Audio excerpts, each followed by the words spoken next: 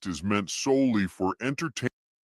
The content provided on this podcast is meant solely for entertainment purposes and should be taken with the appropriate degree of humor and not too seriously most of the time.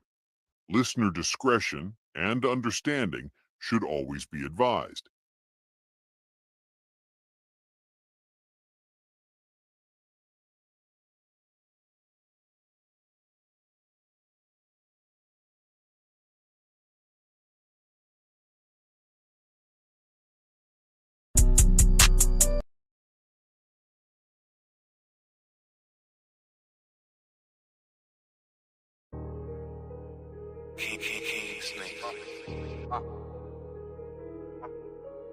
Nigga about to shoot y'all. If you wanna do it, let's do it. Yellow bitch and she feelin' my wood.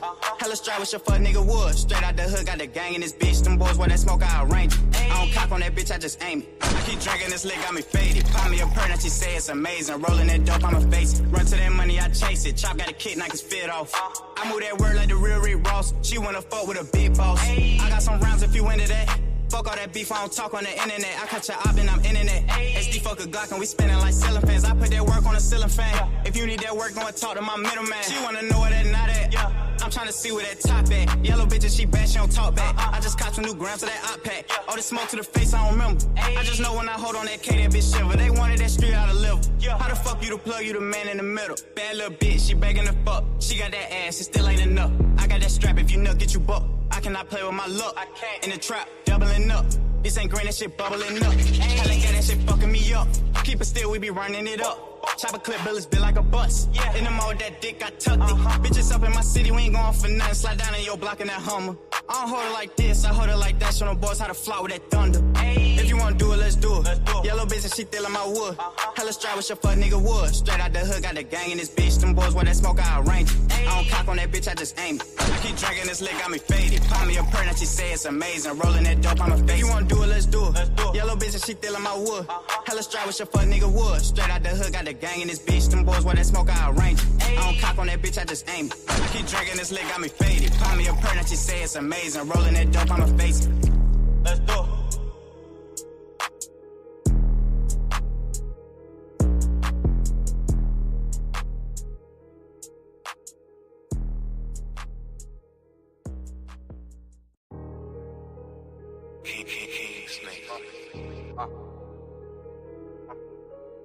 Nigga. Yo, Warriors. Yes, sir. Conquerors. Respect.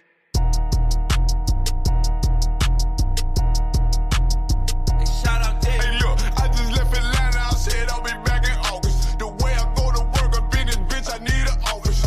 Pussy so good, should've put it in my coffin. If he play up that Glock like back the fuck up on me, nigga. He hurt and I can see it in his face. Time to bring that bait, my shit raw. I'ma bust their head no matter what I play. I'ma take the word, you get that bread, bitch. What I say, hold a run, going undefeated just like OJ. No, I gotta keep that little rascal in case it pump fake. Shorty called me, said she need that spanker. I said, okay, I lead by example. They are not a factor. You is not a queen, hoe, and we ain't the Black Panthers. 144, who they send to get them answers. I'm sicker than that cancer. I'm quick to get them bands up. I don't know why they keep on playing with me. Who the one they said they give me? Miss Glizzy with me. Cook that beef so good, they like, who made the chili? Now they won't reconsider. Guess that I'm the one tripping. Drop the truth like cat whips. Come through the door like pimpin'. I'm always trying to flip my penny. Busy, I'ma be a minute. Get that dough like Mr. Sims. Listen, nigga, we back they lit. I just left Atlanta. I said I'll be back in August. The way I go to work up in this bitch, I need an office. Pussy so good, should've put it in my coffin. If he play up that Glock like back the fuck up on me, nigga. He hurt and I can see it in his face. Time to bring that bait, my shit raw. I'ma bust their head no matter what I play. I'ma take the word, you get that bread, bitch. What I say, hold a run, going under.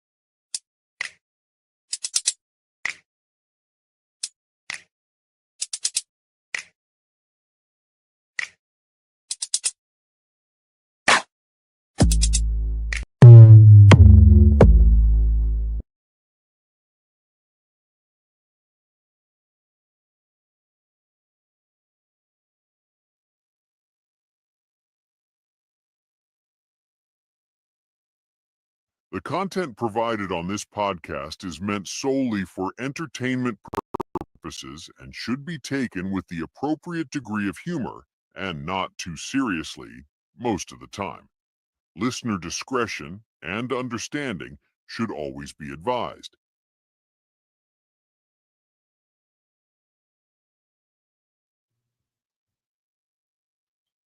Can they hear us? Somebody check their phone. Mic check 1 2.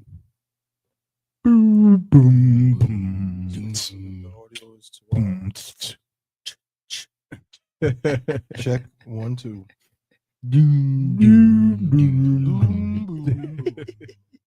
That shit is funny.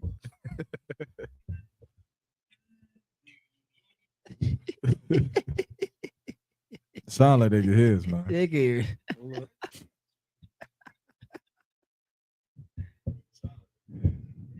We good. With that being said, clap it up, nigga. We got the business. Number one, you want to bring us back home, man, from the Passover? Man. Oh man. I might need a Modelo for this, man. Most I high. need a Modelo for this. Yo, check it, I heard man. that. Y'all are now rocking out, tuning in to the, can I say it? Yeah, you can say it. To the motherfucking CBP, CBP nigga. podcast. I didn't know what you was gonna say, but fuck it. Ah, Say that you shit. tune in to the Chain Breakers podcast, brought to you by, started out from the ISUPK, For sure. the Damn Israelite right. School of Universal Practical Knowledge, started out of 1 West 125th Street, Harlem, New York, under commanding General Yohana. For sure that. The CBP, the Chain Breakers podcast, was started out of 2534 South Roxborough Street, Durham, North Carolina. What is that? Bull City? nigga? Bull City, That nigga. Bull Yeah. City. You Yeah. feel me? And this podcast, along with many other podcasts in the school, you know what I'm saying? We breaking down different things from an Israelite perspective. What we do on this show is we like to go into different topics and use them to break the chains of oppression off the minds of our brothers and sisters. Blacks, Hispanics, and Native American Indians believe that when the physical chains of slavery were removed, we were now free. We were, now we could live and be merry. But come to find out that the mental chains of oppression are still on our minds, and the mental chains are worse than the physical chains. Damn right. Yeah. And so that's what the CBP is all about. I ain't gonna do too much, man. Of course, I am Officer 1000 Tabawan, the Israelite School University of Practical Knowledge. Damn, I'm the what? Oh, you gotta say it again. I'm Officer Tabawan. Damn. You sound like UPK games. and shit. Yeah. Yeah, Cleopas Salakia. Cleopas. Salakia. UPK I'm games. Officer 1000 Tabawan of the Israelite School of Universal and Practical Knowledge. There we go. Of course, I'm joined by my co-hosts, my brothers. You know what I'm saying? Of course, by my bro, my A1, my day one, right here, my brother, Officer of 1000, Yarmak. You know what I'm saying? Original Bull City representative Yeah. in the building. Bull AKA City's finest. the Javelin. I AKA think I'm gonna really just change my name. Like the Javelin. I don't want to be called Yarmak no more. I mean, Yarmak means Javelin. That exactly. don't matter. So, that like, don't matter, nigga. I know y'all not trying to So pull you that saying one. you don't want to be you don't have a Hebrew name. Nah, I want my name to be English. institutionalized. Right. Right. I want to be called Javelin. Okay. That's what Command Jenny Hanna called me. He said, that's the Javelin right there. I said, that's my mean, name. General Hyman called Ashar Gapon Asher. Shit, I wouldn't be mad if he changed his name to Asher. Wow. So now, forget the Hebrew. Just go back. Okay, It's gotcha. not forget the Hebrew, man. It's always gonna be there on my birth certificate. We just don't call you that, huh? Man, just call me Javelin. Just be like Javelin. But your mock I'm sounds. not doing it. Your mock sounds. You got a ring to it. Pause. Yeah. Nah, just say Javelin, bro. Nah. Say, hey, Javelin, hey, come here. Javelin, I need this. Hey, Javelin, what's going on this weekend? Hold on. Somebody said Shalom in the chat? Who said Shalom? Don't block him. Don't block him. Oh, no. I thought you about to block. I said, No, hold no, on. no, no, Like, hold on, don't do that, tripping. type of What, that's Shalomah? Yo, Nicole said Shalom, bro. Nicole. I thought you were finna block. I'm saying, hold on. We love the hecklers, man. Ain't nothing That's wrong a with typo. hecklers. What is that mute sign right there? For the TV. Oh, okay, come on. I thought you were sitting here doing all this. No, I'm about shit. to say no. I basically I heard this. You know, Okay, me too. good. Yeah. Oh, son of Christ. Yeah, Shalom is crazy. I will love Shalom. Only on the CBP. I will love Shalom is crazy. Unhinged. Y'all niggas crazy. Yeah. And of course, you know what I'm saying? Oh, My brother, you know what I'm saying, who graced us with his presence, you know what I'm saying, all the way from the Midwest, but came down here and paused and fit right in like a glove. You know what I'm saying? My brother, Officer of 500, Makwawa, Cleveland's finest. What's good, Makwawa? How you, bro? Man, I'm still recovering from Atlanta. Yeah, let's talk about it. Let's talk about it. If y'all don't know, if you're not aware, you've been living under a rock.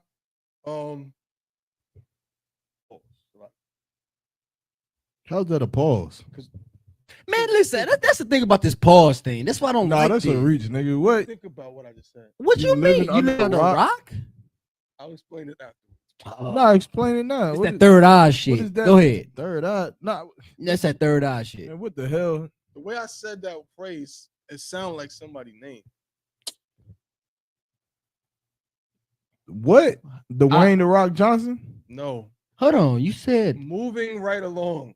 Let's get moving. into this pause. How the fuck? I mean, so, nah, Sometimes the pause is just because something sounds like something. but I'm saying, how you going? When I said it, how- in my brain, I I thought of got a you. person. But how you going to say I see. pause and then say moving Because I'm saying along? pause to myself. I didn't. Y'all interrupted me. No, You spoke it out interrupted us. loud.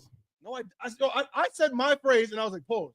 Well, you stopped the show, and then when we said explain, you said no. Because I'm saying it's not for y'all to understand. I just pause in my brain because But- I said something that to me was like, ooh, Salaki. Pause. So why not say it like not say it all in your head? You be like, you know what? Damn. because I had already said the phrase. It's too late. Yo, y'all don't understand the game. No, already. nigga, I don't. Leave I, it alone. No, Because, I mean, I'm not arguing the game. I'm not arguing whether the pause was legitimate or not. Mhm. I'm arguing the fact that you stopped the show. But I didn't. You did. We you said pause. We got everybody online gonna be like, yeah, you but was I talking. didn't stop the show. Once you say pause, we all, Obviously, the show is going. You said, I'm gonna have to explain it to y'all later. No, That- it was after y'all asked me about it. yeah, because you made it. Yo, so then y'all You asked me made- so, about it. so like you explain it now, because it's gonna bother me. So like, When I said living under a rock, okay, in my brain, under how I said it sounded like living under Iraq. I already knew what understood. Okay, that's why I threw the pause that came out because it sound my brain so sounded like living I said under Iraq. Iraq. But you are under Iraq. Pause. Oh my god, this pause shit. What you is- mean? That's your camp leader. Right. You- Say that, You live under him. nigga. Pause. You see? I'm I'm just doing it just because of you. I'm not, That's I how don't, you I still live, understand like, it. I your still life. don't understand it. I You still don't live, understand it. breathe, and eat, and you under Iraq. Like, Pause. Iraq is my camp leader. Okay. and you under For him. example, you know how we be like the men above me? That's kind of a pause, bro. Pause. But they the men above you. No, though. I'm saying it is what it is, but hold on. Step further. So IGPK under Commander doing it Johanna. again. We doing, Pause. We no, do it, because IGPK is an organization. but we're doing it again, bro. We gotta get to it. See, if you'd have left it alone from the beginning, No, if you no. would've never said You pause never from the brought that up. beginning. I'm with him. No. You should never done that. no You should- sweat, no no, sweat. you should never done that. You No should never sweat. done that. no sweat. You should have said pause and kept going. Exactly. sweat. You said exactly. pause. No, you didn't. Traitors. You was like pause. Hey Exactly. man, yo, that You made a Passover. face. Nigga, y'all still going? I'm trying to Like talk it about was the deep, Passover in though. Atlanta. Like it was I'm deep, trying to though. talk about the Good. Passover Okay. in okay. Atlanta. If you don't know, you was living under a rock.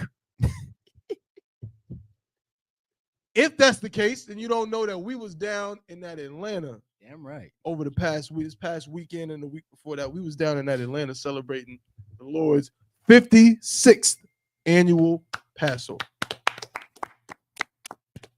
It was glorious beyond measure.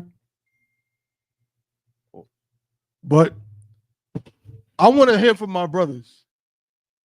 How y'all there's a lot of controversy surrounding that Atlanta, man.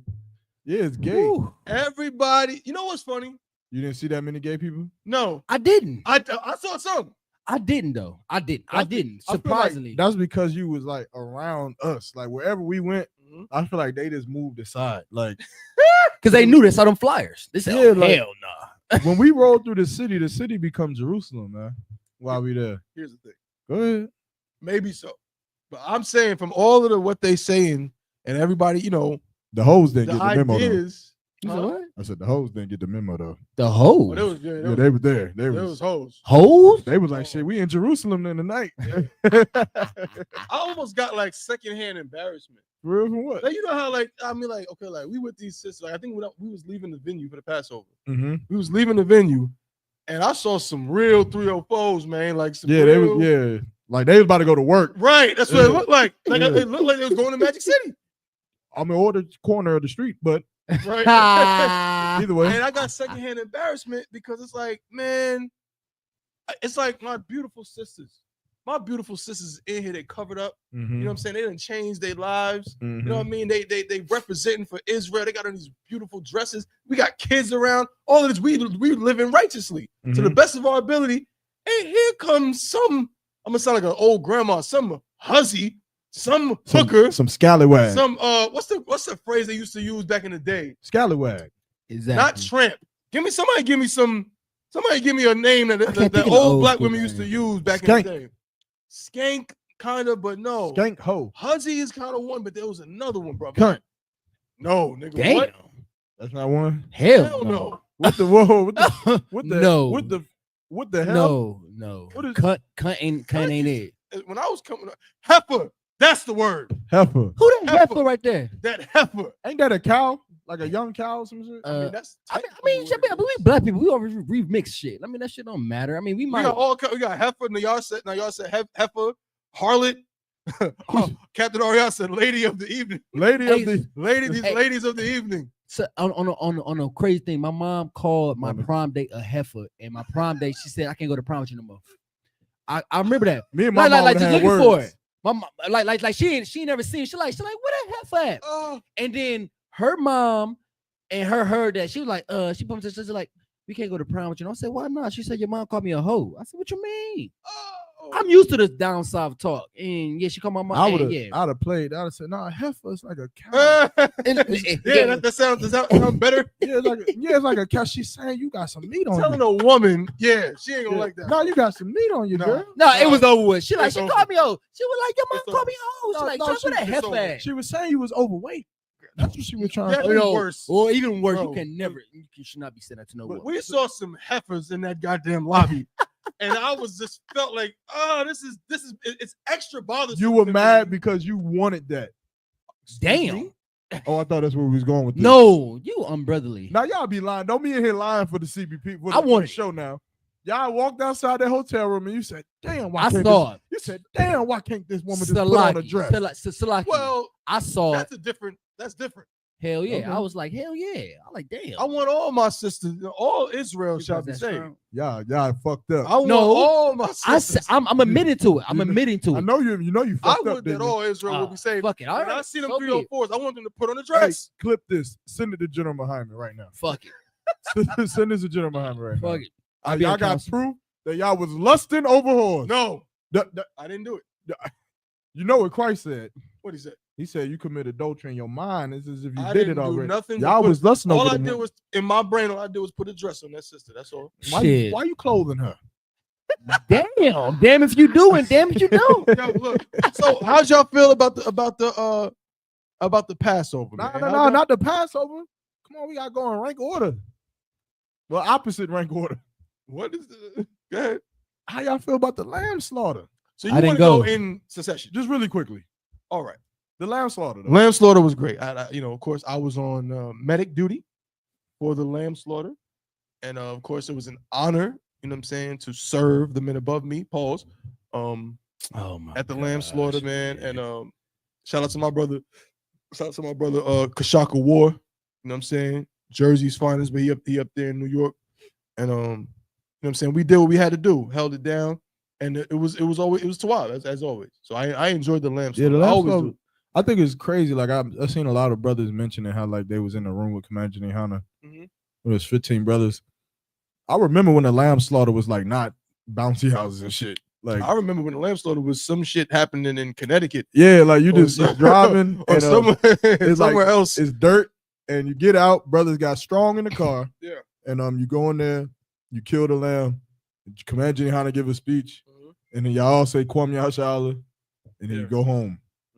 But now the lamb saw is like a dead ass, like It's a cookout. yeah, like it's a whole party, it's a cookout. You don't want to miss it. It's a cookout for everybody that gets to the Passover kind of early. Salaki. Facts. Right. Don't rub it in. In all my years. Pause. No, Okay, that was okay. that was a good point. Salaki.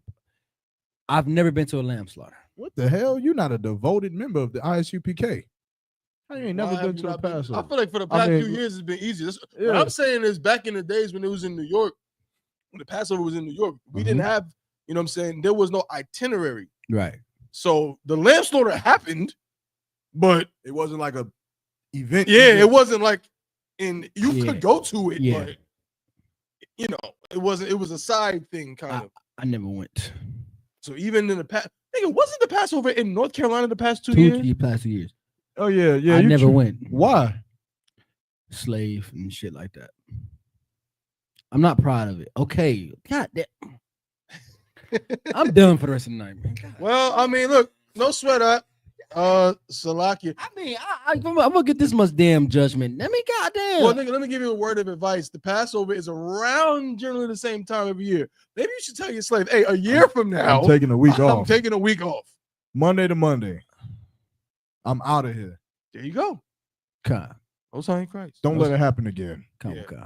The water. But so what was the first event you went to? Passover. We tell you.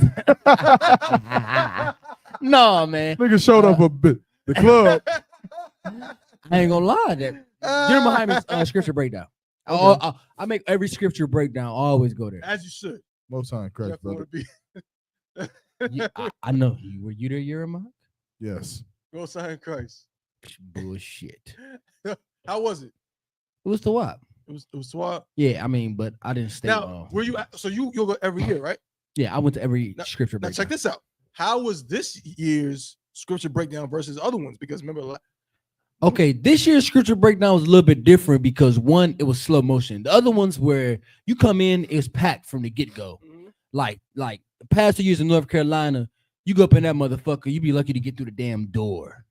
And so this year, everybody, I think because it was Atlanta with so much going on and so much spaced out, I just feel like everybody was just slow rolling it. And then everybody just didn't want to deal with that commotion. And so everybody was like, I just watch from home, watch from the Airbnb or whatever like that, where they was at. And so that's why, because when I went up and I was like, this motherfucker empty, and it was kind of empty.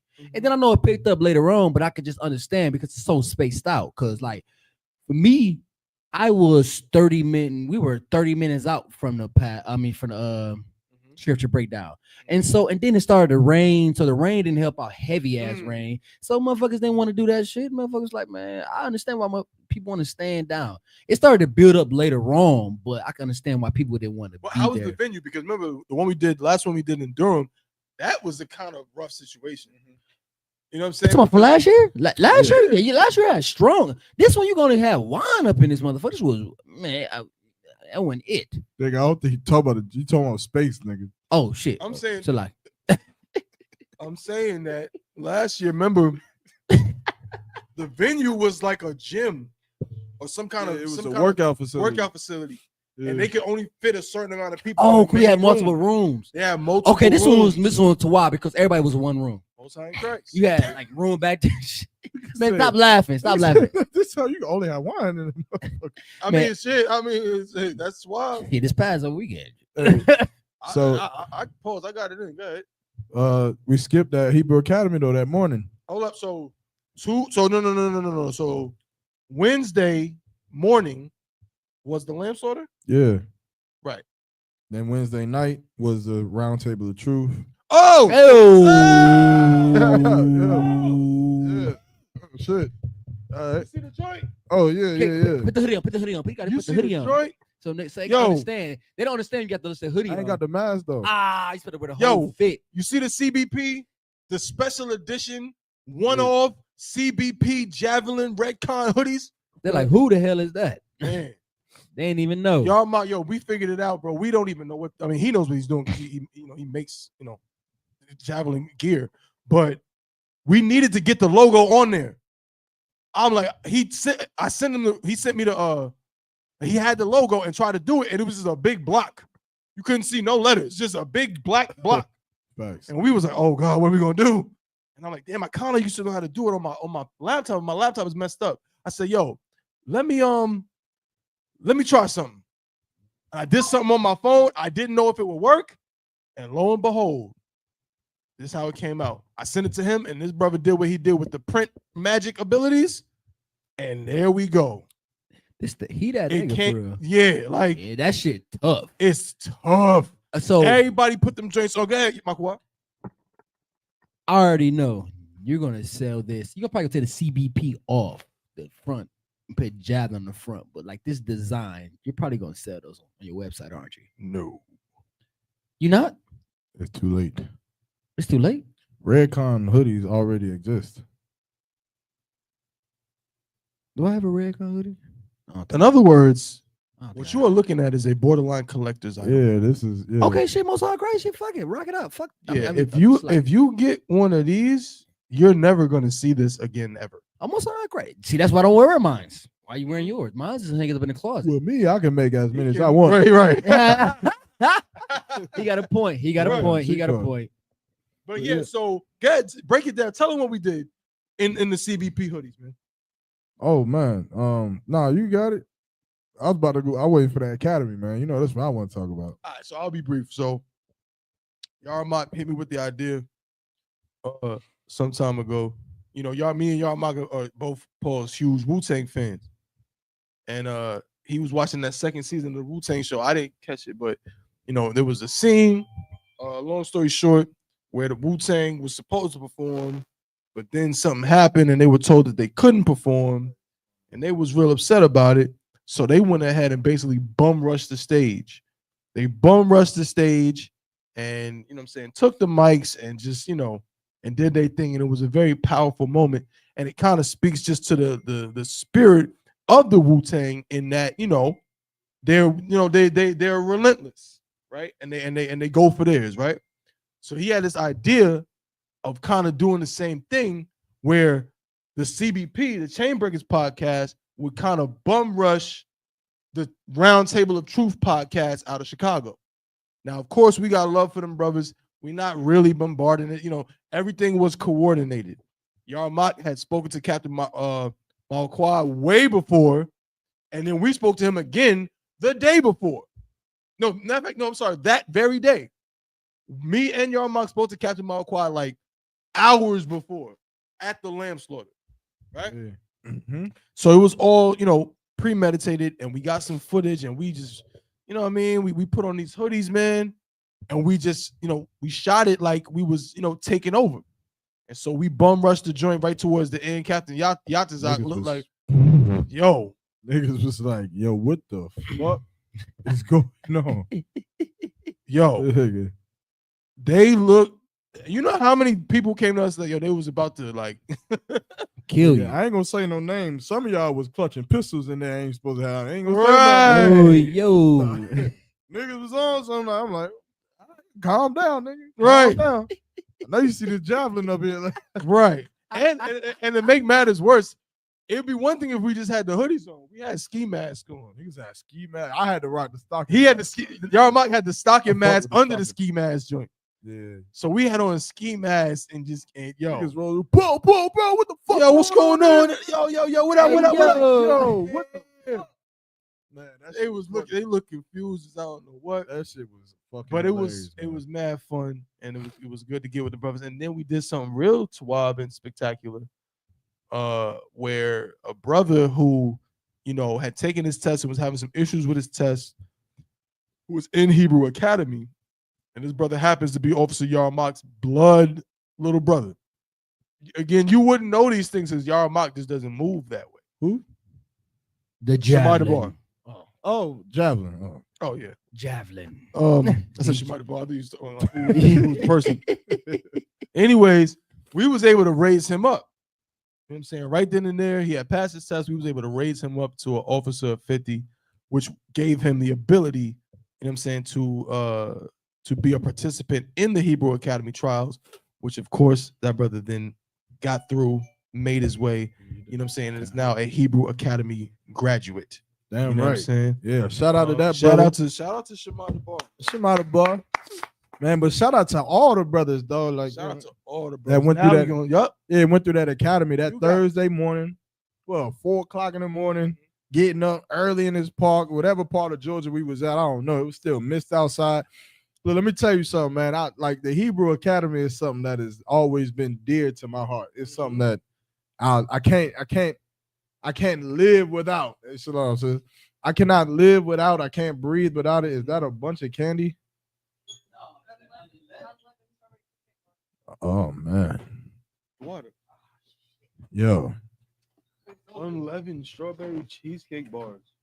unleavened. The unleavened leavened cakes. It's just for me, right? For me, alone. You handed them to me. Yes. Now you're handing them to me. I don't think so. Look, that smells amazing, sis. Absolutely amazing. You should sell those for the Passover. You should sell those. And that bottle. Did you see the bottle that she made? Nah. Nigga. Oh. Yeah. Could you show the camera the video of that bottle real quick? Hey man, we the CBP, we doing it real big. We got the unleavened strawberry. What is strawberry shortcake? Nice. Strawberry cheesecake. Short cheesecake. Unleavened. Yo, if y'all can see this, Put it up in the joint. Bro. Yeah, let them see it. Good. we are in a Nice. piece of unleavened bread, so we are not consuming anything with leavening in it. No baking soda, no baking powder, sodium bicarbonate, SAPP, and so on. But these are unleavened. Oh my God. Ooh. Most High in Christ. Get a sister a hand. Damn right. The camera ain't doing it no justice either. It Like, ain't. that shit right there smell like. Ooh. Show the joint. Show the Oh. Show the people. You gotta put it in the camera, Thaba. The Don who. Oh. Oh. You ain't see that. Julio. Man, show the. You mind if I show the people? God. Yo. The sister made this. What? I'm having that joint for next Passover. Like I'm Can having. they, they can't see that. Hold up. Now you got. Hold up. I'm gonna start it over. There we go. Yeah, the Don Julio. Julio. How you sing the song? I just Yo. want the Julio. Yeah. The water, sis. That is excellent. Julio. I'm first in line. The Don. Everyone Julio. else has to wait for mine to get finished first, and then you can order one. Lies. No, that's true, right? Council. There we go. Yeah. Slow that down. Slow that down. We already Hey. had it. We shook on it already. We shook on it in Georgia. So I know Badazawan is a good. I'm saying this in front of everybody. Badazawan is a man of his word, and I am first in line. Y'all get down, man. Y'all can have some. Julio. Just don't eat it all. And I need something for the cookout. Cookout. Yeah, of course. Oh shit. All around. The unleavened. Oh man, hold up. Damn. We need Mo, to- you should have brought a whole box. That is a I was box. about to say what? That is a box. Oh man. What y'all rate it? Yeah. 1 out of 2. What you rate it? 1 out of 2. What you rate it? Hell yeah. 1 out of 10 for real. What is it? 30. God damn. I think it's good, Akin. It's very I good. think it's good. Yo. Oh my God. I will have some at the end of the Oh my streaming. God. I don't really, you know. I know you won West. Do we need to take a 10-second break? 10 It's minute an break? ASMR now. Niggas is smacking it. There's all up in the shit. Niggas is.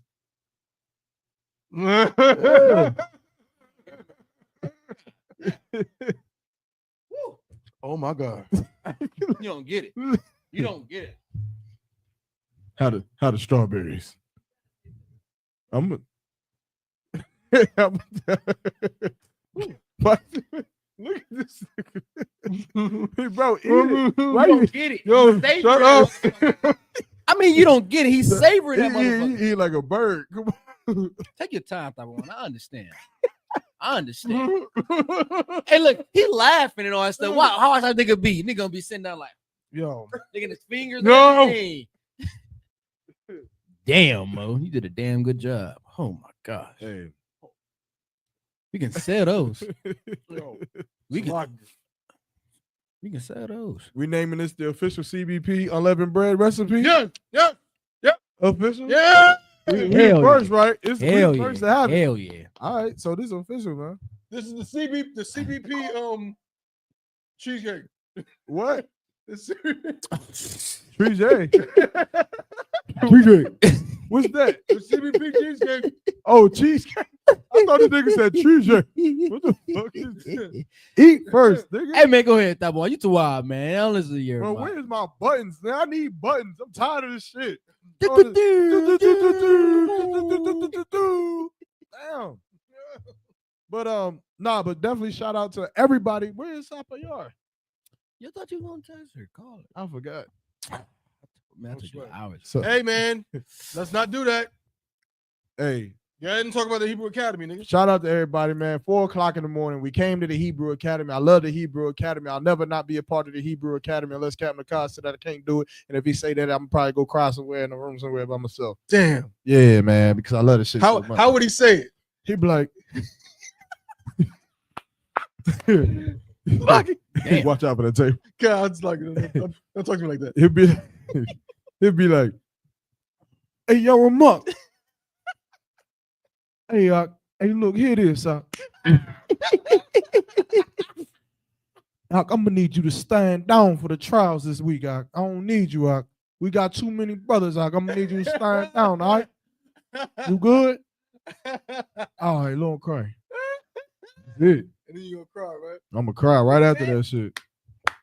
No sweat. I'm gonna go make a post like Mataza War. Go live. Scripture breakdown. I'm saying, Only on the CBP. brotherhood is brotherhood until it ain't.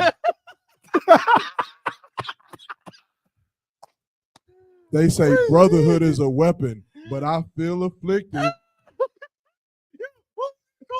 What did anybody even call it? Rambo Yala, Rambo Oliver. What was it? His letter was like a letter of Declaration of Independence.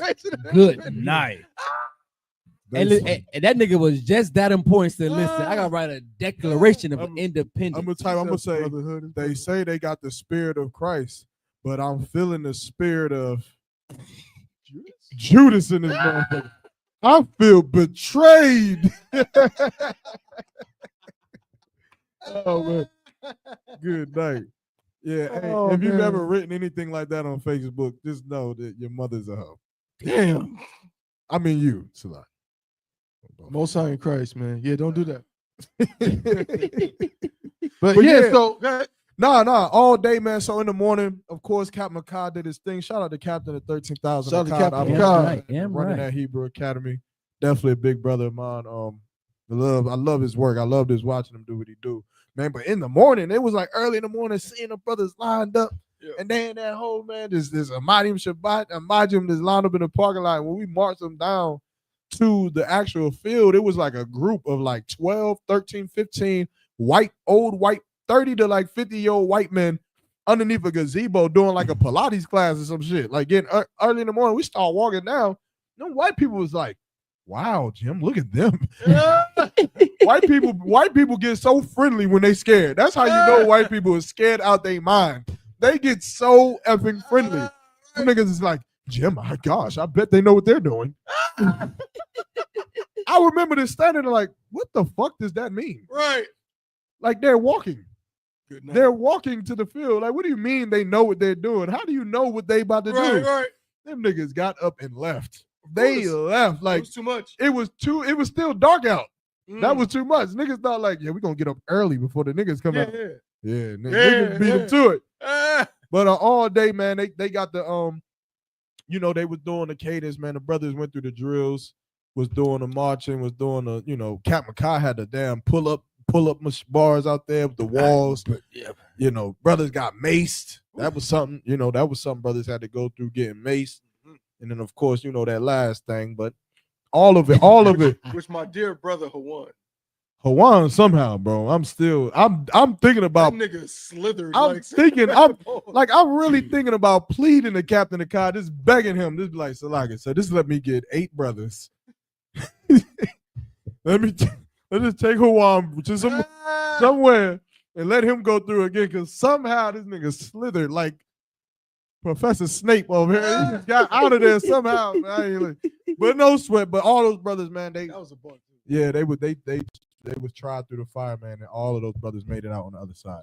So right. we definitely Barakatai Highway. I was shot for them, you know, and everybody who getting ready to go through Hebrew Academy in the next generation. Lord be with y'all. 2 years brothers. out. We got. You know what's funny? You know what's crazy about it? The brothers that's going in next Hebrew Academy are not even in the school yet. No, there's some in the school. There's some who was there at the Passover.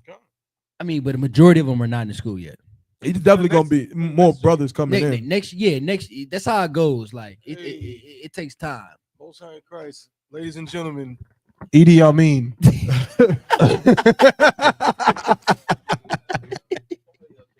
Yeah, man, have some cheesecake. No. He gonna eat. It's gone. He about. Yeah, it's regular cheesecake. You sure? I'm just making show, Mo. I mean. Hey, he saw in the live. He said, oh, cheesecake. Niggas. He said, I'm on my way. He was about to be mad and niggas didn't offer him none either. He walked away like. He said, what's that in that blue box? The rest is for me. But yeah, man. So then after the Passover, we get to what? We talked about the generals class that night. Friday, the black party. Black party was dope. Jumping. We had what? Pastor Troy, China Monet, Captain Akkad, Shar, Nakawan, Tahoe Ward. Is this Nakawan's first time performing? Nah, Nakawan been performing. Okay, come. Nakawan performed the first time we had the black party in North Carolina. Most High in Christ. Yeah. Nakawan is come up. I will say this to all of the performers. He's gonna say the thing he's been saying. Go ahead and say it. I love all you brothers, and all you brothers have some Tawab music. But if you really want to rock the show, next time call me and I'll tell you what songs to perform. Right. You know, not all the songs you perform was great and wonderful and nice and lit. But listen, Shaw, I needed that Jew talk, man. I needed that Jew. I wanted the whole room to just get dark. Everybody be like, yo, what the fuck going on? And then a spotlight just shine down on Shaw in a chair with a guitar.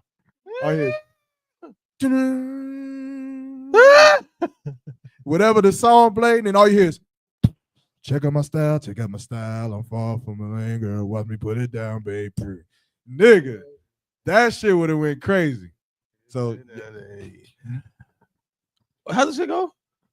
Check out my style. Check out my style. Far from a lane, girl. Watch me put it down, baby. If you're in the road, kicking a ride with my crew, me and you, we just cruising through the town lately. Give me some questions, come to your mind. Yeah. What would it take to make it mine, please? Yeah. We can try, but I speak to you. Yeah. Yeah. Yo, that would have gone. Yeah. I'm telling you, they could have been singing it bar for bar. Nigga. That would have gone crazy. Yo, next year, Sean. Who we leave out? We missing somebody. Are we? Yeah. We said Tahoe Ward, Akkad. Did Natazab Shar. Natazab. That's what we missing. Natazab and Nakawan. Shout out to Natazab. Shout out to all those brothers. Shout out to that Cali.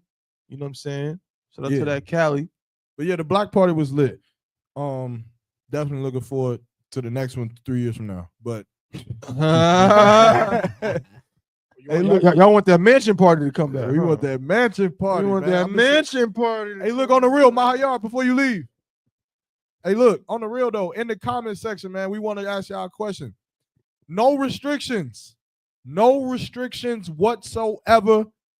If you could pick the next Passover location anywhere in the world, where would it be? I What'd got you my say? answer. UK. Well, Yeah. where in UK? London?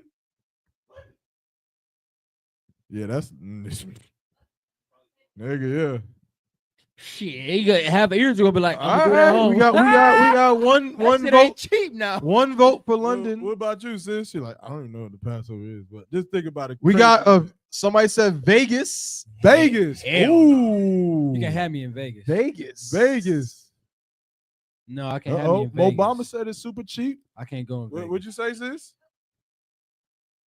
Hell You yeah. said Smilesville, Yeah. Georgia? Florida. Oh, Florida. It's already been know. in Florida. It has been in Florida. no What big part of city. Florida? See, it Okay. wasn't in Miami. We got a few Florida responses in the chat. Nah, y'all gotta be specific. Like Florida, what? Because we had Cocoa Beach, Florida. Yeah, Cocoa Beach. Chicago. It's about time to move up Midwest. Nigga It's had time to that. go- It's time. No. What'd you say, Makawa? I mean, Nah, we ain't did the Virginia joint. Richmond, Norfolk. Ooh, I don't think that'll work. I know. Richmond can knock it out though. Now, trust me, I've been up there a lot, so you know. But Captain Nadazak Nashah, Hiroshima, them brothers out there in VA. You know me. Y'all got to put a package together. Had a Passover. Norfolk and Richmond, Virginia. Okay, I'm gonna say Richmond's a nice city. Savannah, Georgia. I want to visit Savannah really Georgia? bad. Georgia. I don't know. I feel like if I'm ever in Georgia, I just want to go to Atlanta. I want to go to Savannah. I really do, because I want to see the Why? architecture. Oh, nigga. You Conscious uncultured, you niggas. uncultured Conscious swine. You know who he Nigga. is? He like the nigga off of what's the Power series with the nigga Kanan? Mhm. With his mother. What is that one? Raising Cain, right? Yeah, yeah, Remember yeah. the first season when she had that boyfriend, that light skinned professor boyfriend? Oh yeah. He Yeah, always yeah. talk about how the buildings was made, built and shit like and that. the infrastructure and Oh, all of this. Yo, smart nigga. stop with that niggas- smart shit. Niggas always gotta be intelligent. and So shit. I gotta We be don't need that. intelligent because I care about architecture. This is a Yes. joke. Passover 58, Savannah, Georgia. Why? Yeah. Because Dabawan, it likes the architecture of Let's- everything down there. let's It's go on a a beautiful. tour. It's a beautiful southern port. Such, City. What are you talking about? it's built beautifully. It's got beautiful. You It know got how old those buildings are? it's Some got of those- the same kind of hose, the same kind of liquor. But Some the, of those buildings were built in the but 1600s. the buildings were built when niggas was enslaved, so it's beautiful. No, they were built in a time before car-centric infrastructure. They were built before Infrastructure. car-centric infrastructure. Look, y'all don't try to gaslight me. 'cause- Passover built because of car-centric infrastructure. Yeah, that's what they got in Atlanta. Savannah, I want to go to Savannah, but that's not my choice. But I think Savannah's a good idea. We got some more answers. We got Vegas. Some Maya Shar said Vegas for sure. You know he want to gamble. Oh, Salakia. Maya, what'd you say? Yeah. Oh my God. Boo this man. Come on, man. Oh my God. Our next Passover, according to my yard, Graham, North Carolina. Listen, Fuck it. we said so. It sure was. It did. Sure was. It was technically in Chi. Everybody be saying Durham. That Passover was definitely in Snow Snow Hill, Hill. North Carolina. Hour and 30. Technically Shine, North Carolina. Shine? Yeah. What is that? It's like a subsidiary city of Snow A Hill. subsidiary? What? Subsidiary city of Snow Hill. Snow Hill has subsidiary cities? Yeah. So the bread house is in Shine? But technically it's also Snow Hill. I'm done. Puerto Rico.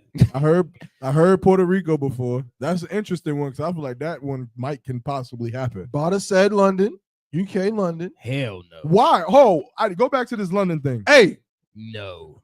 let's go back to the London thing. South side or north side? What? I don't know. Bougie Mob, tell us in the chat right now. I've never been to London. I don't know which part.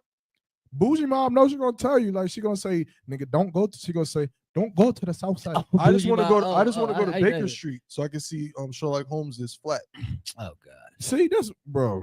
Come on, you kill me. You man. nigga, why, nigga? Why are you like this? That's one of my favorite novels. Study in Scarlet. So you gonna stand outside this nigga's house and be like, oh, it's a house, just like the one next door to it. Well, it's actually on a busy urban street, so there's a lot of stuff around there.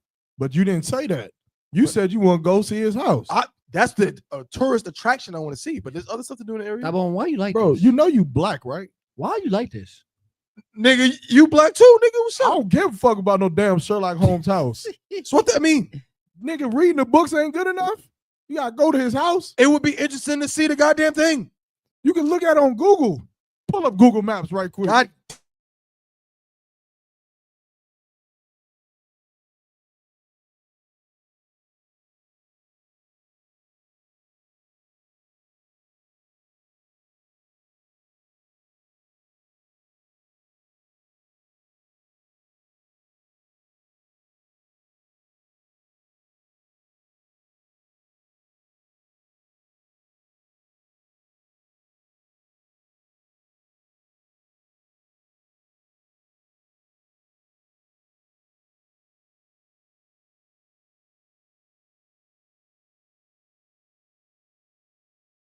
Strong, you got to. Most High in Christ. We back, y'all. We had a little technical difficulties. It That was shit was not Yarama's a- fault. all you. That was not a technical difficulty. Hey, we got San Diego. Vote for San Diego. Who said that? Kawamaz. Kawa- San Diego, California. Hey, look, What's California in San Diego? knows how to party. Let's go to LA. California. And we go. We must go to No, LA. Somebody said Jasmine King said Hawaii. Hell no. Who said Hawaii? Jasmine King. I won't be against that. Jasmine King, Hawaii. But see, here's the problem with that. See, in the Israelite school of UPK, brothers is going to have to wear 80-pound garments. Yeah. And wearing an 80-pound garment in Hawaii during this time of year, All fans got to be on. You gotta have all the fans. Motherfuckers walking up to the venue for Yeah. Passover. 500 fans. that might be rough. Yeah, that's gonna be tough. I tell y'all what, though, all of these places will be definitely too out for a cookout. Like plan the cookout in Hawaii, plan the cookout in Puerto Rico. we already know what the first. We got to vote for Jacksonville, Florida. Why? Lie. What? Captain Ariel said none of those places are even remotely a possibility. That's not true. I mean, it is possible. I feel like Vegas.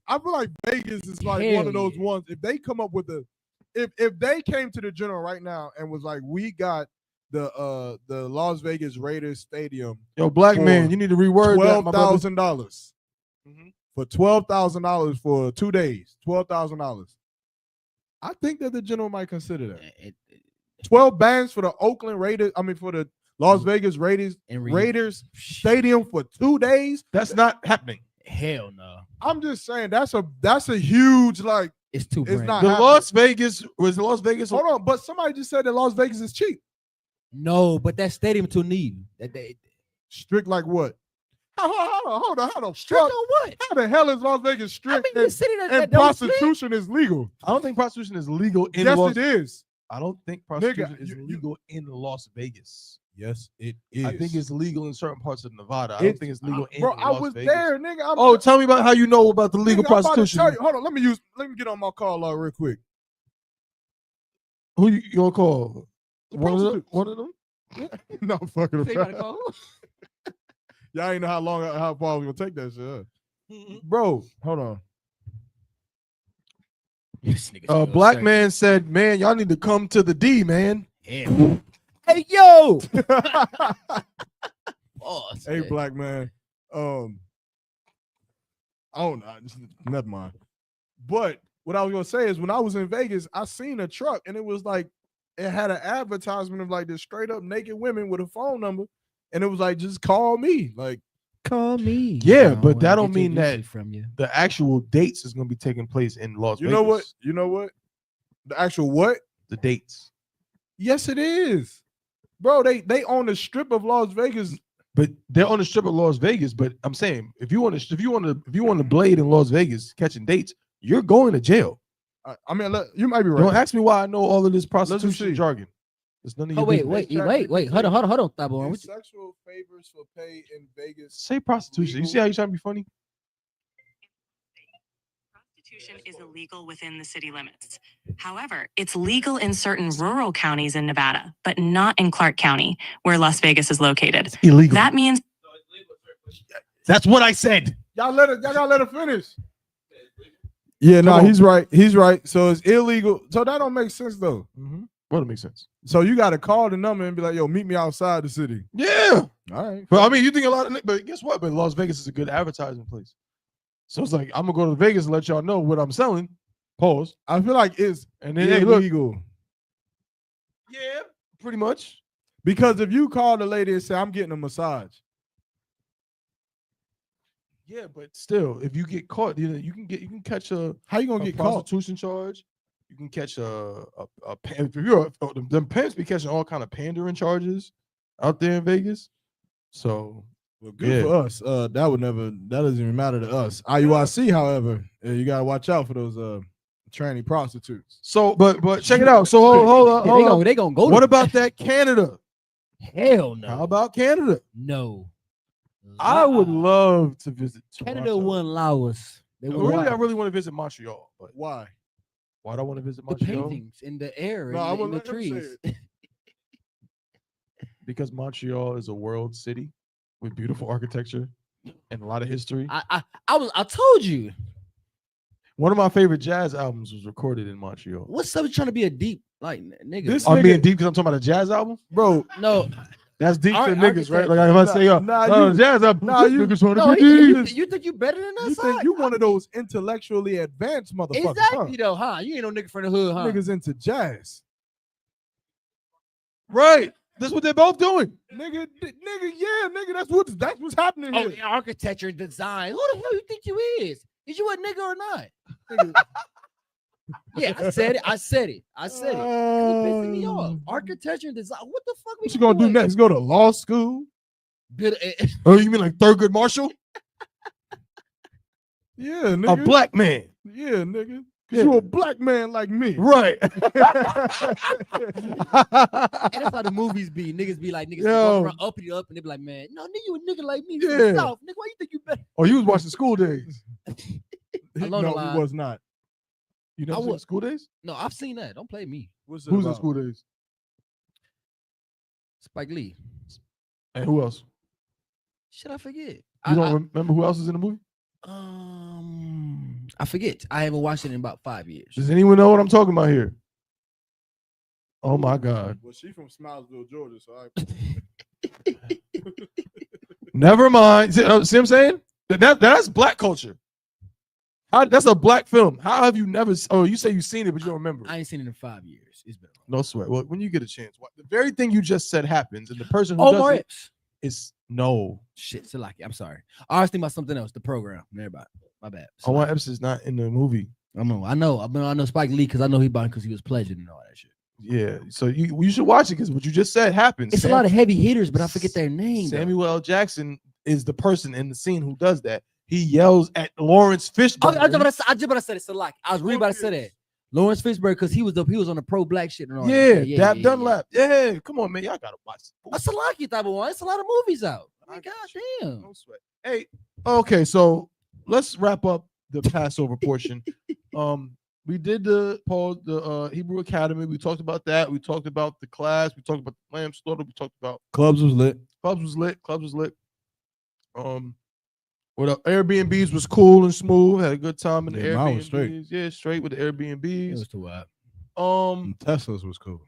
Me and y'all rented some Teslas, man. Y'all niggas were different. I didn't get the memo. So the memo was to rent Teslas. I mean, y'all niggas pulling up at the charging station. I'm like, man, who these niggas think they is, man? We think we niggas driving Teslas. Yeah, it was. I had a great time. I ain't like that shit. It was very wonderful. Mm-hmm. I miss it. I'm telling you, I have like the blues. Shit, trade your car in and get one. I'm trying to do. Good, nigga. You can. The Lord is with you out. I'm gonna try. But Passover though. Good enough. Passover was swab, but it is like everybody mad at Atlanta. That's what I'm saying. Everybody is. I don't get that. What? I ain't running to that much I don't traffic. understand The that. traffic was ass. When we drove in and we came in, I'm like, what? We was in traffic. Do Stop and people go. really care about this kind of nonsense? Hell yes. Why? Because you miss one exit or you getting stuck in traffic. You be stuck in that shit for Why do 20 you miss minutes. the exit? GPS be slow. You know how GPS lags sometimes. GPS be lagging, and then you know how you try to make it say 500 feet, and then you driving. You think you don't. It's man, y'all This know nigga what I'm Maya talking Shar said to hell with Teslas, man. You might be the number one brother that Maya might Shar, need to man. get one. Yeah, Maya you need Shar autopilot. driving. Yeah, you need autopilot and lane assistance. Yeah, Stop trying to drive in 1964. Yo, The nigga Mike Shaw be wanting to crank his car up. He be wanting to turn. Right. Right. come on, man. And, like, Yeah, you Teslas is lit. You're Man. turning it the wrong way, fool. So Passover though, that shit was jumping. I just think that I love the venues. Venues be beautiful. venue was great for the Passover. It was I think maybe the it was best. beautiful. It was Yeah. definitely beautiful. But Beautiful. yeah, it was a beautiful Passover venue. But I don't know, man. It's something about being able to be in control of our own serving lamb that you know it definitely sets it apart. So it's like I like being in the the venues that's beautiful, but I love being hold on. So like beautiful. yeah, beautiful. Are you? Never mind. You passed me the 1800 Bible shop. Oh yeah, you like being in the venues. It's beautiful. Yeah, just being able to serve. I mean, that's pretty much it. Y'all know what I'm saying. It's like No, I get it because yeah. we ran into some issues. I won't go into details, but we ran into issues because we weren't serving our own food. We know what kind of proportions, and this is the message to everybody that's tuning in. Salaki, Mahayar, if I'm wrong, correct me, but off camera sometime, like say it somewhere else. But when it comes to serving food, everybody making these plates. If you don't know what you're doing, you're just making plates, right? Mm-hmm. You know how many children I've seen with a giant plate of lamb? Indiscriminately, a child is given a plate with the lamb stacked up this high and this much unleavened bread. And then I see one of my Adawanyam begging. Me, nigga, I didn't get none. That is not acceptable. That is unacceptable. And I want y'all to apply the same thing when it comes to them feasts. For the record, I did find a lonesome plate that was already kind of eaten on somebody's table. You just did it. I had to take a piece of it. I had to take it. I mean, brother, you had to follow the law. I did. So whoever plate that was, the water, Baba Kashaf for leaving that there. Yeah, but I had to do it. No sign of Christ. I understand. Listen, It was good too. Most High in Christ. Mhm. Extra flavorful, right? Extra flavorful. Extra flavor. Like some extra seasoning. or Yeah, whatever. yeah. Somebody bit into it already. Like somebody hands all over it. Yeah, but that's what it is. It's like, you know what I'm saying? We need to control our own stuff a little bit because, then we can, prevent things like that from happening. You know what I'm saying? But other than that, it was very excellent. I didn't realize we was down the block, like from a spot we had gone to at the Atlanta cookout. Remember we went to that horrible trash diner, Midnight Diner, something down there downtown Atlanta. Yeah, I remember that spot. The venue was down the block from that. Yeah, we should have And it went. was- We should have mobbed in there and cursed that nigga out. Yeah, we should have. We should have. Because the manager, someone was in there talking shit, right? Yeah, Terrible, right? and overpriced. Atlanta, Man, that's what I'm saying. Atlanta, bro. that's like my dream though. My dream is like, I don't know who has to piss Commander Geniana off this much, but my dream is for like somehow something happens and Commander Geniana is like, Take ground. all brothers report to the front right now, and they just say like, we about to go killed. That never happened. It'll never happen. I'll be like, finally, Man, Junior Howard have been through too much. He just put me in the front. he too cool, calm, and collected. Nigga be like, they got guns. Guns. All right, put me in the back. Nah, I'm Hey playing. man, let's get into these topics, man, because we got some topics that's gonna make y'all jump off of the live. That's what's gonna happen. Yeah. Y'all was enjoying us having a conversation about the Passover. But and y'all all- running already. all the fun. Yeah, we're about to, yeah. now we're gonna have a conversation. I'm gonna turn to something else. That's what y'all about to do. All the sisters about to leave. All of y'all about to. Yeah, we talking about the sisters look, again. look. Here they go. Hey, peace. Yeah, Be with you, my yeah. brother. Look at the numbers dropping now. They dropping. Peace, my brother. They said there's some Lebanon on this podcast. Hell nah. Nah, man, we gotta keep it 100 though, man. Y'all What's the know name what of time it is. The name of today's episode is what? The name of today's episode is "A Real Woman Would Give Her Some." What we said? A real woman would give it all. Would give it. So you can read it, but you asking me? Because I want you to pause. I want you to say it, bro. Because I don't remember.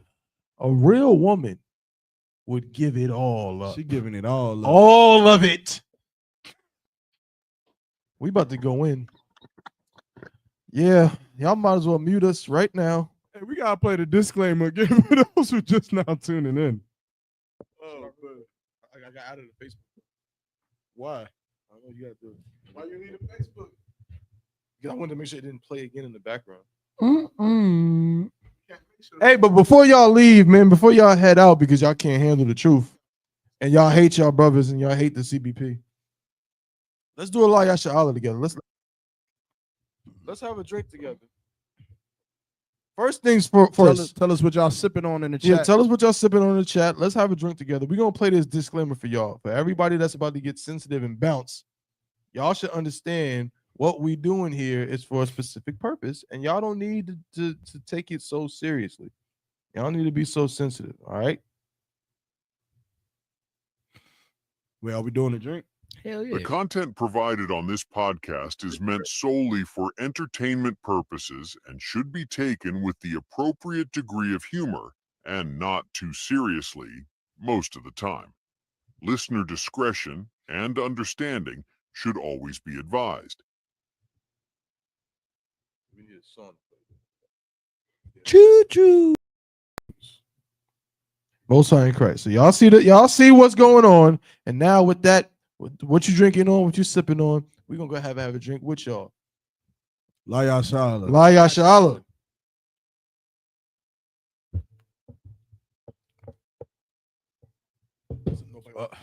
Makawa.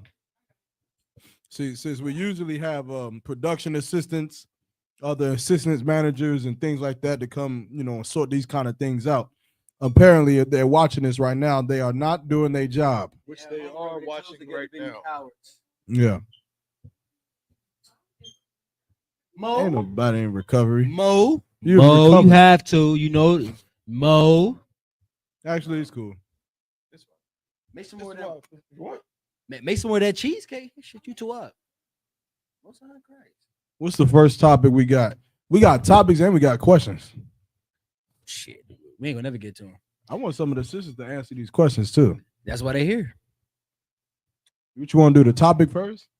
Zion one is on that tequila. La Yasha Allah. To Zion one? Cap? Because I won. Oh, because I won. Most High. So- I mean, I didn't What mean to type? do that. What type?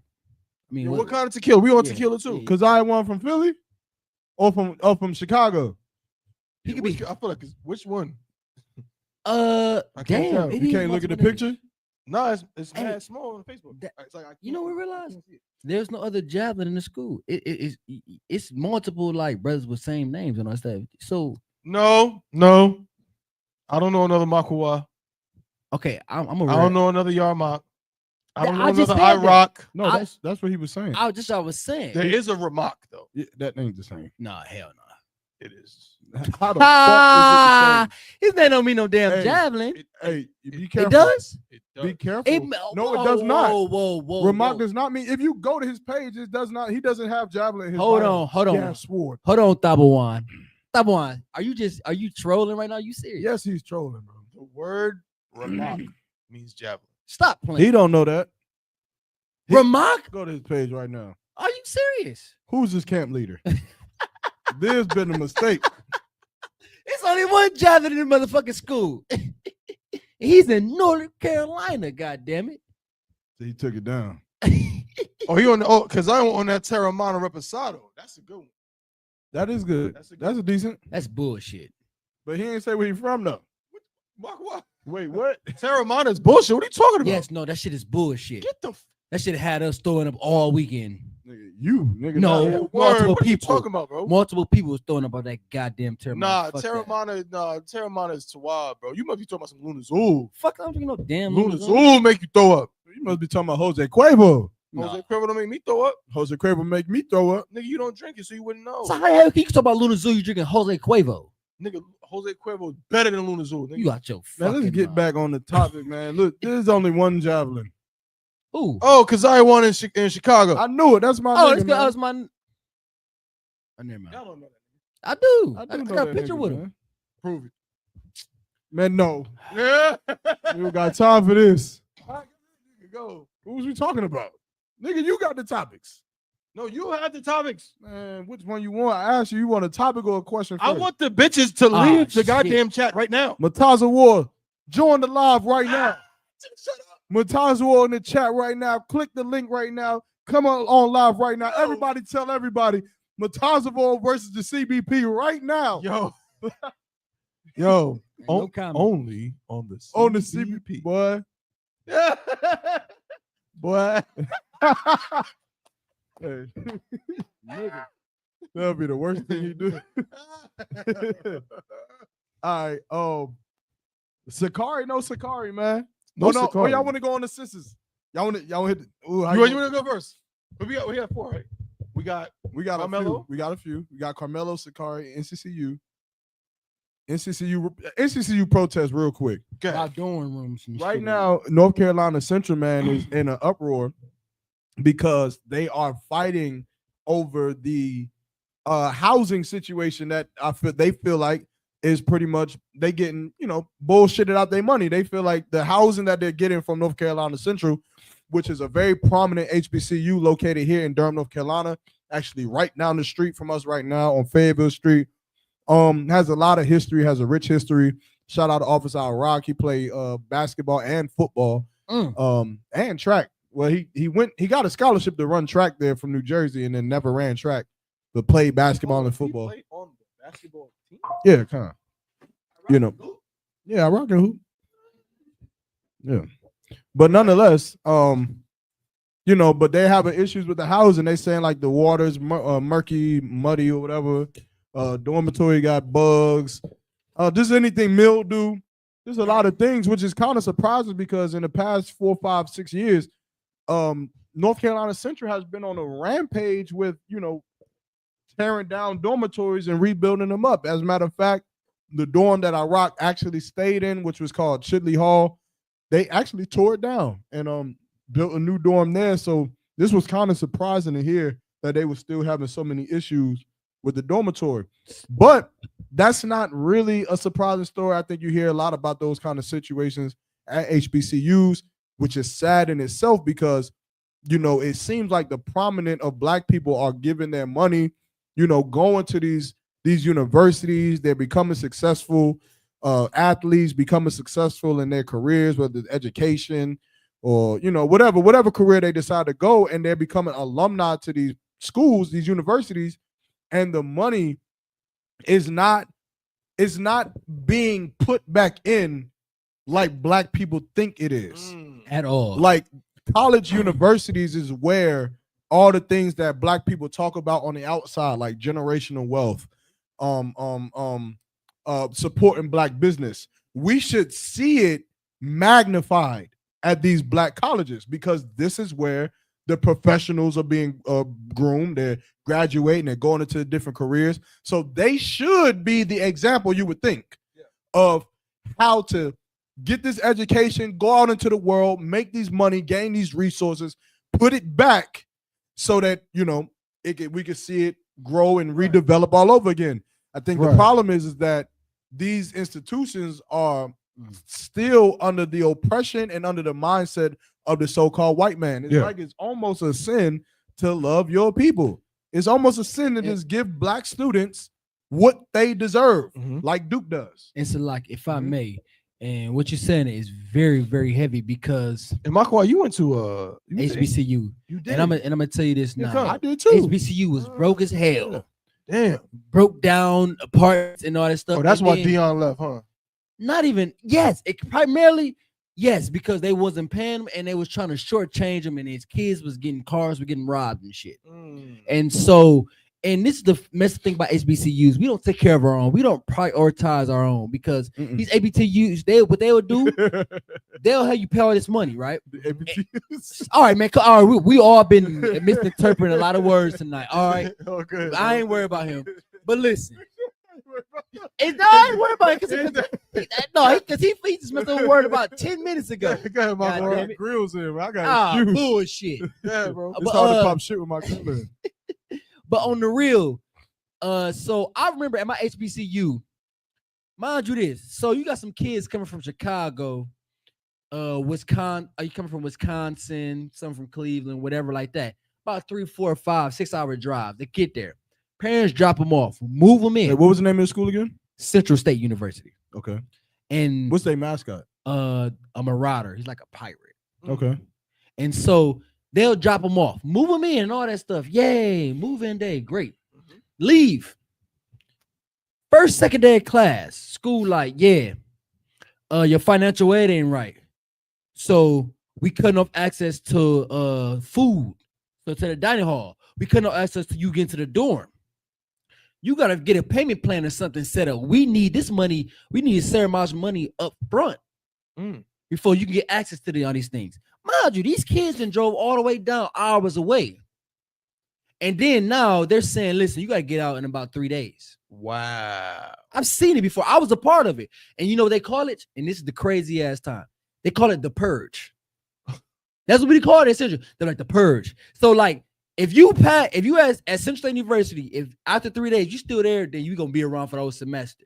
But before 3 days, in the first 3 days, they call it the purge. Wow. So if you ain't got no financial aid plan set up or payment plan set up and all that stuff, they gonna blackball you from getting food in the dining hall. So you gotta starve. You gotta spend your own money. So now is that fair or is that not fair though? Like it's not fair. It's not fair. I mean, raise your. No, I'm playing. Go ahead. You give him a mic. Do we have another mic or no? Well, no, they can't hear you. We gonna be looking. They gonna be like, what are they looking at? Is this an alien inside? Don't worry. Just talk to him. At all.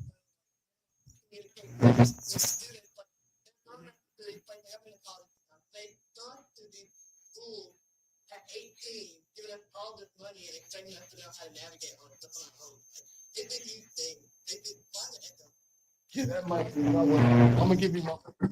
Yeah, that may. Yeah. Everything you just said, just say it again. There you go. No. Say it again. You're out the matrix. I don't even remember what I said. You said that you went to college a lot of times, and they give you a lot of money.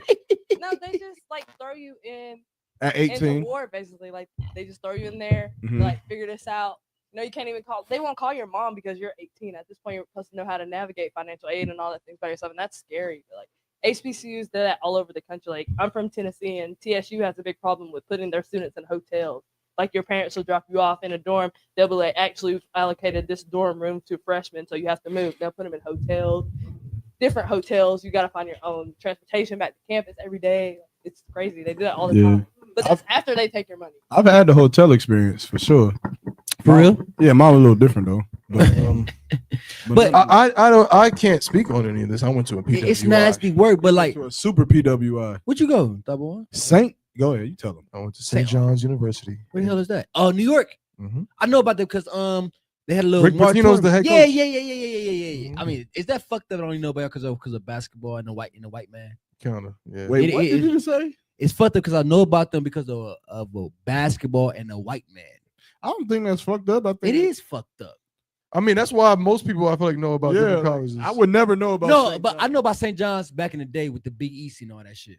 Right. So I be why. That's still knowing about them because of basketball and a white man. Yeah, I mean, They got a great science program. Or something. I don't care nah, about hell, that. no, I don't give a fuck about that. Hey man, I'm gonna own a basketball team. That's all I give a fuck That's about. all anybody knows. But But yeah, football but team. no, hell no. Yeah, we know. They ain't got no space. They have no. Exactly. no New York don't have no space. They haven't had a football team since like the late 80s. 70s. Shit, They eliminated. They got rid of them. makes sense. My high school didn't have a football team. Cause there's no room. It's not there's no room. It's just that niggas. I'm just saying niggas in New York don't play football like that. Is it fucked up that I think about New York niggas in New York playing football on concrete like and like look a cage around like niggas be hooping? We and shit do. like that. I mean, we throw footballs on the concrete, but I mean, niggas be in fields sometimes playing football. Like, there's leagues in like. Long I saw a Island. documentary about that, like niggas trying to play like football in New York and shit like that. I forgot what it was, but that shit is fucked up. It's not a common. Yeah, I know. But nonetheless, this HBCU thing is crazy to me. HBCUs are always in the hood, bro. At least from what I see. Like, they always like You gotta think about history wise. History hood wise, adjacent. you gotta think about where spots where white people didn't want to be at. So you got the country spot and you got the hoods. White people say we want the rural areas, nice spots, and only now do they want the rural spots in the hoods to gentrify. bro. What you mean? Bro, it's different. What you mean? Like it ain't that. That's what I'm saying. I think we kind of went off of the topic a little bit when we was talking about in the beginning. I think the problem is this: white colleges was in poor areas too. At one point, all of this shit was poor. Like Duke is. Look at where Duke is at. That area was not prominently white, or they was in. Actually, Duke is close to a prominently black area, Black Wall Street. I think the problem is that when Duke has its students and their graduates go on to be professors and doctors and physicians, and They so on, invest. they invest in their God. neighborhood Okay, around you got a them. point. So you start to see the money get put back, which is why Duke becomes Duke, and then the area around Duke reflects it. Black HBCUs just don't do that. Get their money and go. Yeah, they'll have all kinds of millionaires that lead a school that's sending money back, athletes, so on and so forth. But we are not taught to love one another. So again, Right. North Carolina Central could give a fuck about McDougal Terrace, Right, even though it's down the block. even though it's right down the street. Because I think we have such a slave mentality that we believe, well, if I'm Yaramak and Mahayar is Mahayar, we both grew up in the same neighborhood. I ended up going to college and making something of myself. He decided to not go to college and he lives in McDougal Terrace. Then why should I take my resources to help him? That he got the same opportunity as me. That's how black people think, and it's stupid.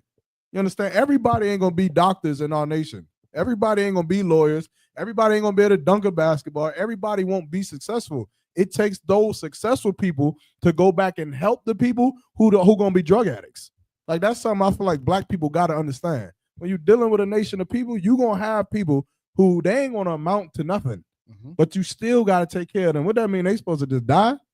You're right. And I think that's the problem with our people. We don't know how to look back and go back and get those brothers and get those sisters who need our help. Like, that should be the reason you get a doctorate degree. Right. That should be the reason you get a master's degree. Not so that you can get a Bentley. Of course, a Bentley is cool to have it. But the reason you go get that degree is because you look at brothers and sisters in the condition of your neighborhood and you say, you know what? I'm going to go make this money so I could give back and give it and build up my nation. If I could play build devil's up my advocate, community. though, Go ahead. Well, sister got something to say? Come on, say she was. Something rubbed her the wrong way. And listen, you gotta be on camera, but you could say. Go ahead, try to cut me. You could No, tell. say it. No, you gotta say it now. I mean, we could tell. Yeah, go ahead, take it. Ah, she got it. Let's go. We gonna put you on camera. It's mostly just a question though, because you said we don't know how to look back. But do you think it's because of like the slave mentality? Like when they sold us off, we couldn't look back. We had to keep moving and not worry about the person behind us because we would never see them again type. You know, our family, we had to leave them behind type.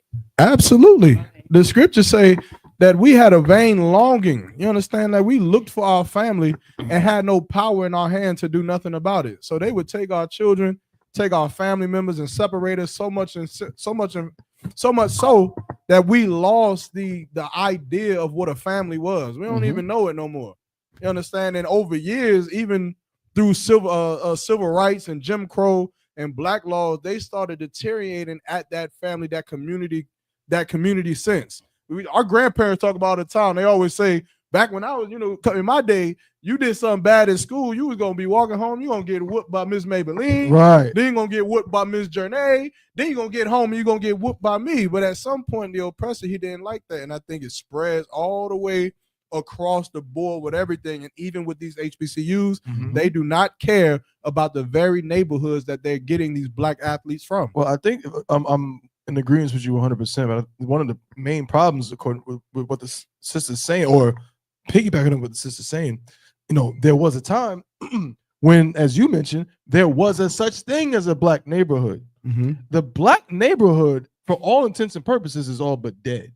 What do I mean by that? Of course, there are places that are predominantly black, but again, these places usually coincide with what? With a classist a designation of low income. But there's not different levels of black neighborhoods. There's not the middle class black neighborhood, the lower middle class black neighborhood. Then you got the poor black neighborhood, and these things all kind of work together and kind of connect in some way. It's like, what is a black neighborhood nowadays? Is it ran by? Is it when we go back to the 50s and the 40s? The black neighborhood was where you would find the what? The black bank, black hospital, the hotel, or the whatever. black hotel, because we had to have it because it was Jim Crow and segregation. We couldn't stay in the same hotels as the oppressor. We couldn't eat at the same restaurants. So having a black restaurant was a necessity. Facts. Which created a black infrastructure. Facts. But when we integrated, and now we're all the same, and now we thinking, oh, well, we're all just one, but the oppressor, he still has his neighborhoods and still has his mechanisms of living because it's his country. But and that's what I'm saying. And that I agree that that's what it is. But I'm saying, but that speaks to the mindset of where black people are today. Because instead of taking our resources and giving it back, when we integrated with the so-called white man, and we started to, take our money from we got our education from the HBCUs, we got our degrees from the HBCUs, and then from that we got our money, we get our resources. But what do black people do now? Because we integrated, we figured that the White House is better than the black one. So now what do niggas argue about? They argue about Duke versus UNC. When Duke or UNC didn't give your black ass a chance at all. You could never play for Duke. You would never dribble. You couldn't dribble a golf ball for Duke on basketball team. And like 60 years ago, what he's saying is so heavy. They'd be looking at you, be like, "Why is this nigga on our court?" And that's what I'm saying. So I mean, in reality, shit, 60 years ago, I might be perfect. It might be earlier before that. Right. But I know what you mean. But so what does that do? What does that do to the mind of the black man?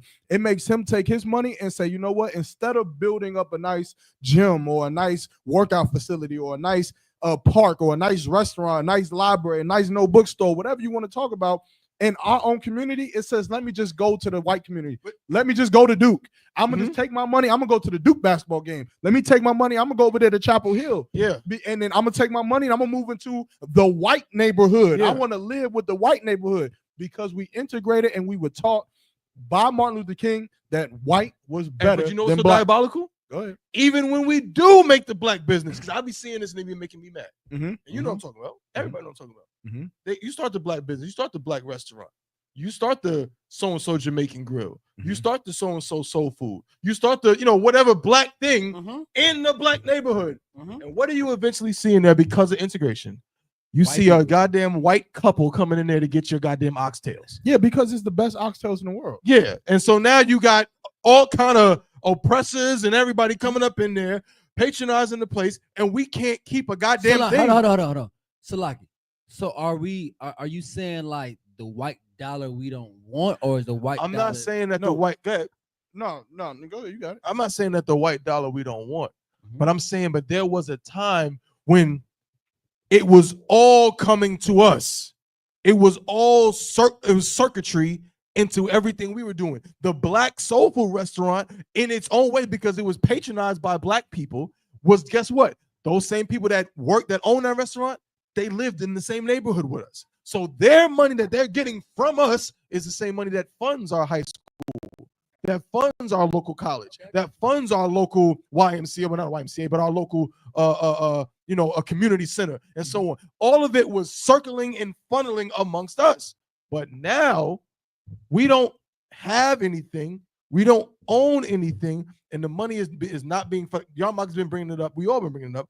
Has not been funneling back into our community, which again doesn't even really exist in the traditional sense. But the people that own that restaurant or whatever, they taking the dollars they getting from us and doing what? They going and buying a house in the neighborhood where the oppressor is. What white people, what it feels safe at. Where it feels safe at. Quote And then can you blame them, right? That's the tough part. So here's the thing that in North Carolina Central got to understand. We got to talk about your man too. At who? Because that's an example. I feel like that's an example. I mean, I don't know the details. Who? Raleigh? Shrimp and pasta. Oh yeah, okay. We can talk about that. Mm-hmm. But this is what North Carolina Central's got to understand, that the heart of all of this is always the love of your oppressor. Oppression always comes at the extent of you loving your oppressor, and because you love your oppressor, you accept the oppression from your oppressor indirectly. It's almost like you do it like breathing. When you breathe, you open your nostrils, and then air, oxygen just comes into you. It happens involuntarily. Mm-hmm. But when you love white people, the oppression comes with that love. Mm-hmm. There's no ifs and buts about it. So what's happening? These institutions are taking your money, they're getting rich, and what are they doing? When did North Carolina Central start remodeling their university? When they started accepting more white students. They had to remodel their university. Why? Because Duke, which is a very prominent university, which is prominent or predominantly white, could not hold every white scholar, because some white scholars are not as intelligent as others. Some of them white niggas, some of them white boys don't got 4.0s. Some of them white boys got 2.9s, 3.1s, 2.8s, but they need to go to school too. So if they're moving to Durham and Raleigh, which is what the governors of Durham and Raleigh is pushing to bring more people into these cities, then they have to have a school for these white people to attend. They can't all go to UNC. They can't all go to Duke. They can't all go to NC State. So where can they go? Well, we do have NCCU. So they put all of the flags of all of these different nations. They put the Zambia flag, the Ghana flag, the UK flag or the London flag, the China flag. They put the Japanese flag, the Australian flag, the Canadian flag. They put all of these flags up on this building, which black people need Commander General Yohana. You need him like you need water to live, because Commander General Yohana would have told you to take them fucking flags down. Them flags of them nations are not nations of people that built North Carolina Central. They're not nations of people that gave their blood, sweat, and tears and protested against Jim Crow laws, against civil rights, that built this prominent HBCU. But yet those flags have a place on this ground when they have no place. China has no place at North Carolina Central, but those universities are selling you out. They're selling you out. They're taking your money and they're making ways so that all of these other heathen nations can come onto these campuses and then they can feel comfortable. And guess what? You want to fix the housing at North Carolina Central? Just move black people out. Just start moving Middle Easterns in. Just start moving white boys in. Right. Move some Chinese people in. There won't be no black water. That's right. There won't be no mold. It'll be none of that. It'll be like North Carolina Central will turn into Duke. That's right. They'll become Duke University when white people start to move in. So if you want to understand the problem, just know the problem is because the people who lead in you, they love white people, and they're finding a way of kicking you out. So they're gonna start pushing Central students. They're gonna say, go to Shaw, go to St. Aug. Hey, what you saying is heavy, because guess what? Cornwallis won't be Cornwallis no more. Guess what? All niggas in Cornwallis, get out. Oh, eventually. Hey, it happened to the Liberty. Liberty projects, Liberty houses that was down the block from Eva Street. You know what I'm saying? I used to drive past there back in the day when I first started coming to Durham, and I would say, damn, those are some projects right there. Am I bugging? No, Liberty is over there, right? At least it was the hood. Yeah, it was the hood. Yeah. But guess what? Go drive past it now. It ain't the hood no more. It's condominiums. And where do those kids go to school? They're going to go to school at North Carolina Central. Right. Y'all need to think about that, man. But moving on, we got to hit the next topic, man. I know we're getting close to the time. Good one. That was a real good one. No, y'all for sure. Pause, y'all hit it real heavy. We held off on the sisters. Hold on. Are we still holding on? We about to hit him. What we gonna do? Did you want to Oh, look it went away. You just erased everything. at him? My bad here. What you want to do? Let's see. So we did. What y'all think about that topic, man? Y'all let us know in the comment section what y'all think about the topic. Shout out to the North Carolina. Let's do a quick. This is a quick side one. We're not gonna do too much. You wrote it down. All right. Well, shout Travis. out. All right. Shout out to the. I saw a workout with him. He looked ridiculous. Good, right? No. What you He mean? looked like a fool. Nigga, stop lying. I'm not. I'm dead ass. I saw he was running a route or something, and he looked stupid. Something looked off. I don't know. But Michael, why you're a big time football fan? Wait, let me shout out to the North Carolina Central students. They out there protesting. A couple students got taken to jail because they were protesting against having bad housing. That's terrible. The problem is this: y'all don't understand who the battle is. You fighting in the dark. You need to come into the truth so you can open your eyes and see who your enemy is, man. Go ahead. Damn right. Damn right. If you over there protesting, come talk with the ISUPK, man. We can help you understand this Did you thing a put little the bit check better. there? I did. Most of that was good. Should Travis Hunter play both sides of the ball in the NFL? No, I mean, Hell yeah. that's a Oh, loaded no, question. No. That's a So the real sport, where the sports fans at? from the eyes of an athlete. Lie. Hell yeah. From the eyes of an athlete. Hell yeah. Would I have wanted to go to Barton College? Play defensive end. Stop the touchdown. Got a fumble. Got a forced fumble. Recovered it. Now we on a 50-yard line. And then got on the field and got to receiver. Played in the slot. Played an X or And the scored a Y. touchdown. Hell yeah. Could I have done it? Hell yeah. Yeah. I played both sides of the ball in high school. Didn't come out. Word to God, we only had 26 players. Didn't come off the field. Special teams, I think I was only not on punt and whatever else. But I would love to do it. But you talking about a player that you about to spend hundreds of millions of dollars on. He's going to injure himself. He may not injure himself, right? Deion did it. But Deion does not have a foot. Okay. I mean, Deion played on AstroTurf. You know what AstroTurf is? Concrete with green on it. and white lines. No, I'm serious. I'm serious. He played on that shit for what is that stuff? In my high school, our field wasn't a football field. It was a field, but it wasn't a football field per se. They had this fake grass. Turf. It was like we used to have a funny turf burn. We had a funny word for it. When they used to make us sit on it, it was these little fake paws. Come on, man. They used to make it pause. We used to make us sit on the field. Pause. We would like play in it. Pause. And it was these fake dirt balls. Pause. It was these fake rubbery dirt balls. It's the most annoying thing in the world. That's turf? It's fibers. It's like fibers grafted together. It is dug into what you calling those black Kachi bobos. That's what we used to call them. Yeah. Kachi bobo. But it's just fibers. It was fake dirt balls. Y'all called them Kachi bobos. That's crazy. Yeah, that's what's a Kachi bobo? That's what we used to call them. It's just a synthetic fiber. That's all it is. Okay. And then the fake grass. Yeah, but people started using it because one, it looked better. Two, it's easier to maintain than an actual grass field. It's funny because Bill Belichick at UNC just ripped up the turf field at UNC and put back down a traditional grass field. Oh, he doesn't like the turf field, which it's harder. It is harder because when you got the grass, you can, especially when you're playing on a line, it's easy to dig into the grass, get yourself, a point. But that comes with issues because now after I'm on a line digging to give me momentum to propel forward. Now, when you're running the ball and you want to do a juke move, you're gonna juke right into that hole that I just made and break my kneecap, break your fucking ankle. Like it's like so. It's win lose with everything. I feel like grass is the best way to go because it prevents less injuries. I like turf. No, I turf. like turf. I like turf better. Turf? Than grass. Why do you think so many ACL injuries have been happening? No, I know, I get it, but I'm just about to say statistically, so like turf burn too.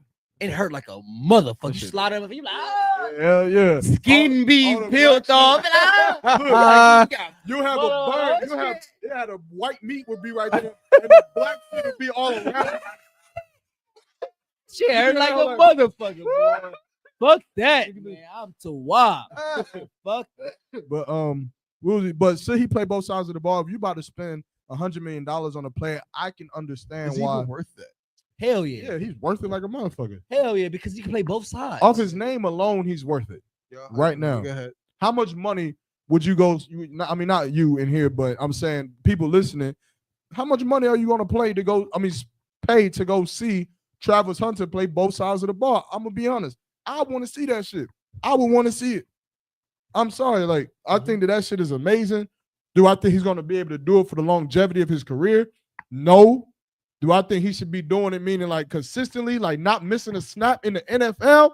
No. But I do want to see him play wide receiver as well as playing DB. The problem is when you're dealing with the NFL, you got a certain number of receivers that you got on the squad. That's it. You got a certain number of DBs that you got on the squad. And if you have him at both, then what happens if he gets injured at DB? Now you also losing a wide receiver. That's a problem that a lot of NFL teams is not trying to go through. I can understand it. It doesn't really make sense. So he gonna have to probably suck it up and not play both sides of the ball. He already pick said, one side. He already said he playing both sides. The team that drafted him, so it's gonna happen whether they like it or not. I'm gonna tell you what, Travis Hunter is a nigger. He is a slave, and he's gonna get showed that he's a slave. And here in a second, he can say whatever he want to say. That nigga better shut up and go sign that contract. And if they tell him to play receiver, he better run them routes. And if he tell him to play DB, he better get ready to tackle. Let me ask you this before we move on to the next topic. Mm-hmm. If he has to choose between offense or defense, what do you this nigga Salaki? Offense. Okay. So you say so if he had to choose between the two, you would prefer to see him on offense. He gets more money on offense. You definitely get more money because people like to see scoring touchdowns. Hell yeah. And NFL is specialized. You have the targeting rule. You got a lot of things specialized to make the defense more handicapped, where as an offensive player, you getting paid the big bucks. That's why quarterbacks getting paid up into what how much is the quarterback? Who's the latest quarterback guy got paid like 200 million, man? And not Patrick Mahomes, even though Patrick Mahomes was the Patrick Mahomes' contract got handled early on. The GM knew what he was doing with him. Yeah. But you know what I'm saying? Somebody got paid. Josh Allen, 200 something million. It might have been Josh Allen. 200 something million, guaranteed.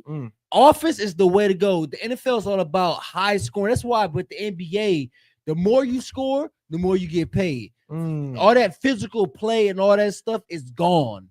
In the 90s, that shit is dead. The more you put up, that's why we got games where motherfuckers can score up into 260 points right now. Maybe 300 points, including overtime. Right.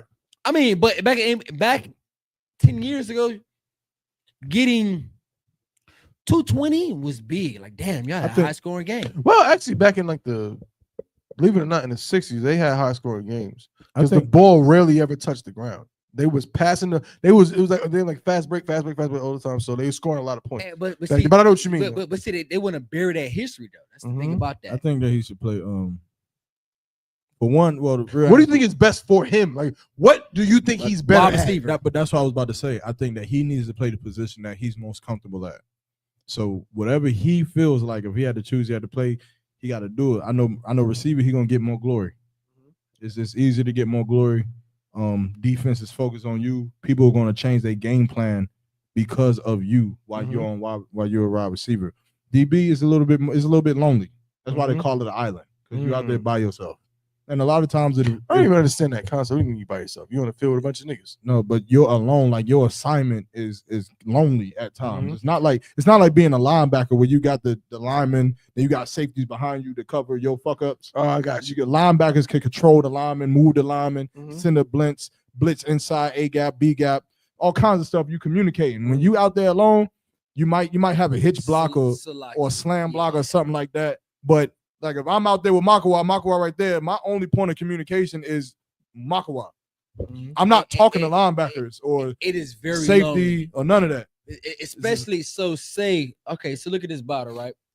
This bottle is the quarterback and this is the offensive line. Oh, playbook. This is me you see that distance. Mm. I'm far left. I'm alone. So this receiver got a couple of things he could do. He go fade, quick slant. He can do whatever the fuck he want to do to me because there's nobody over here. He got the tight end over here. Everybody over here. So that's why when he say being a cornerback is lonely as fuck. It's lonely as fuck. You gotta have so much confidence. And it's like I can vouch for myself. I put against like motherfuckers in the NFL right now. I will talk shit. I said, you bitch ass nigga, fuck you. I will say that shit. I know. Look at his name is Marshawn Lattimore.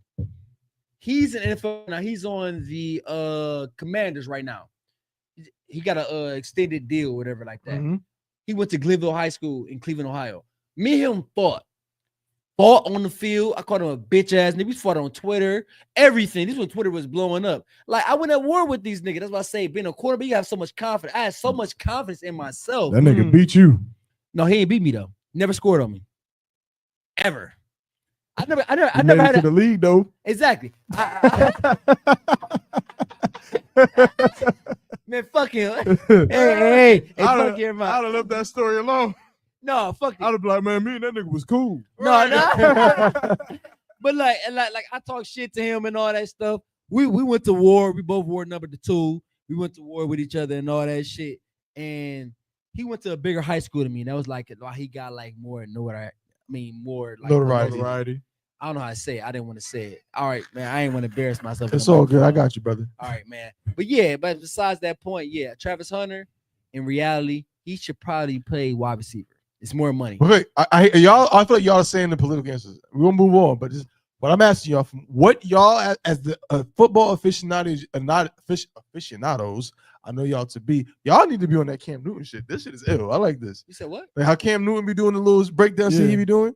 I like when y'all pause talk about the football because y'all are real knowledgeable about I tell you this then to answer your question. How you going? Go ahead. You got. I'm asking from what you have seen from Travis Hunter. What is he best at? Wide receiver. Wow. The catches. We said at the same time. The catches that he made is like so outrageous. Crazy. It's but crazy. He been getting cooked on DB though. He go against a physical receiver. He getting cooked. And it looked bad. Real bad. It doesn't look so bad when you get locked down by a DB. It doesn't look as bad.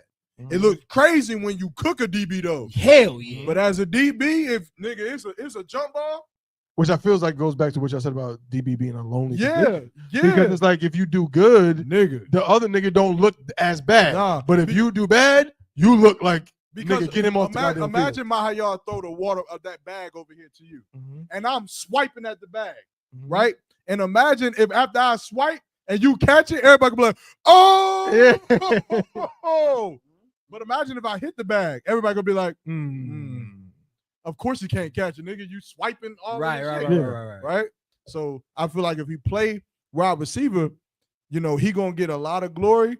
But if he play DB, you know, he might get forgotten about. It's easy to get forgotten about, especially with the way the league is set up. You got Justin Jefferson, Jamar Chase. I mean, I can go on and on. You got big niggas. Strong. He better play wide receiver. If he know what's good for him, get your ass on the other side. Get that bag. And go ahead and take care of your first of your family. Stop bullshitting. Don't get cooked because you're gonna get cooked. It's wide receiver. I mean, look at what ODB did. ODB made one catch. ODB. OBJ. OBJ. So like, nigga, clown me. OBD's a real nigga. OBD. I thought you said old dirty bastard. I ain't say ODB. Said OBD. But no, OBJ. Yeah, he definitely one catch though. One catch, nigga. Fine whole career. He ain't been the same since then. But he always gonna be famous because of the one catch. If Travis Hunter does some of the catches that he did in college, I feel like Giants wide receivers are never that good. I mean, he don't play for the Giants no more. He played for the Ravens. No, I'm saying, but every nigga that got famous playing for the Giants, I feel like they're always like kind of like they're good, but they're not elite. He's right. Like he's right. He's right. Because even like Victor Cruz. Yeah, because Victor Cruz was good. Yeah. Victor Cruz was good. Some Israel shit right there, boy. he ain't Megatron. I mean, but I mean, he ain't, you know what I mean? New- he ain't Julio Jones. Like, he ain't a lot of people. That's because New York ain't shit. But let's go ahead and go to the next topic. That's a funny. Let's get on to these women, man. Shalom. No. Melrilla. Y'all talk too long. Talking about. We better talk about a heavy topic.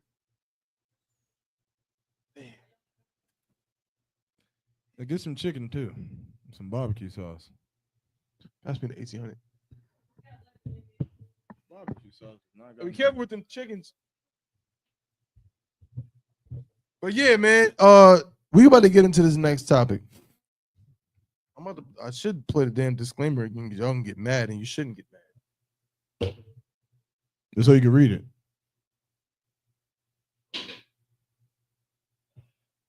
All right. So we're going to the questions. We're not going to the topic, but we did post Passover. So we doing all right. It's all right. We still got Anthony Sakari. We have some questions. You want to start with the first question? We're gonna do questions, ladies and gentlemen.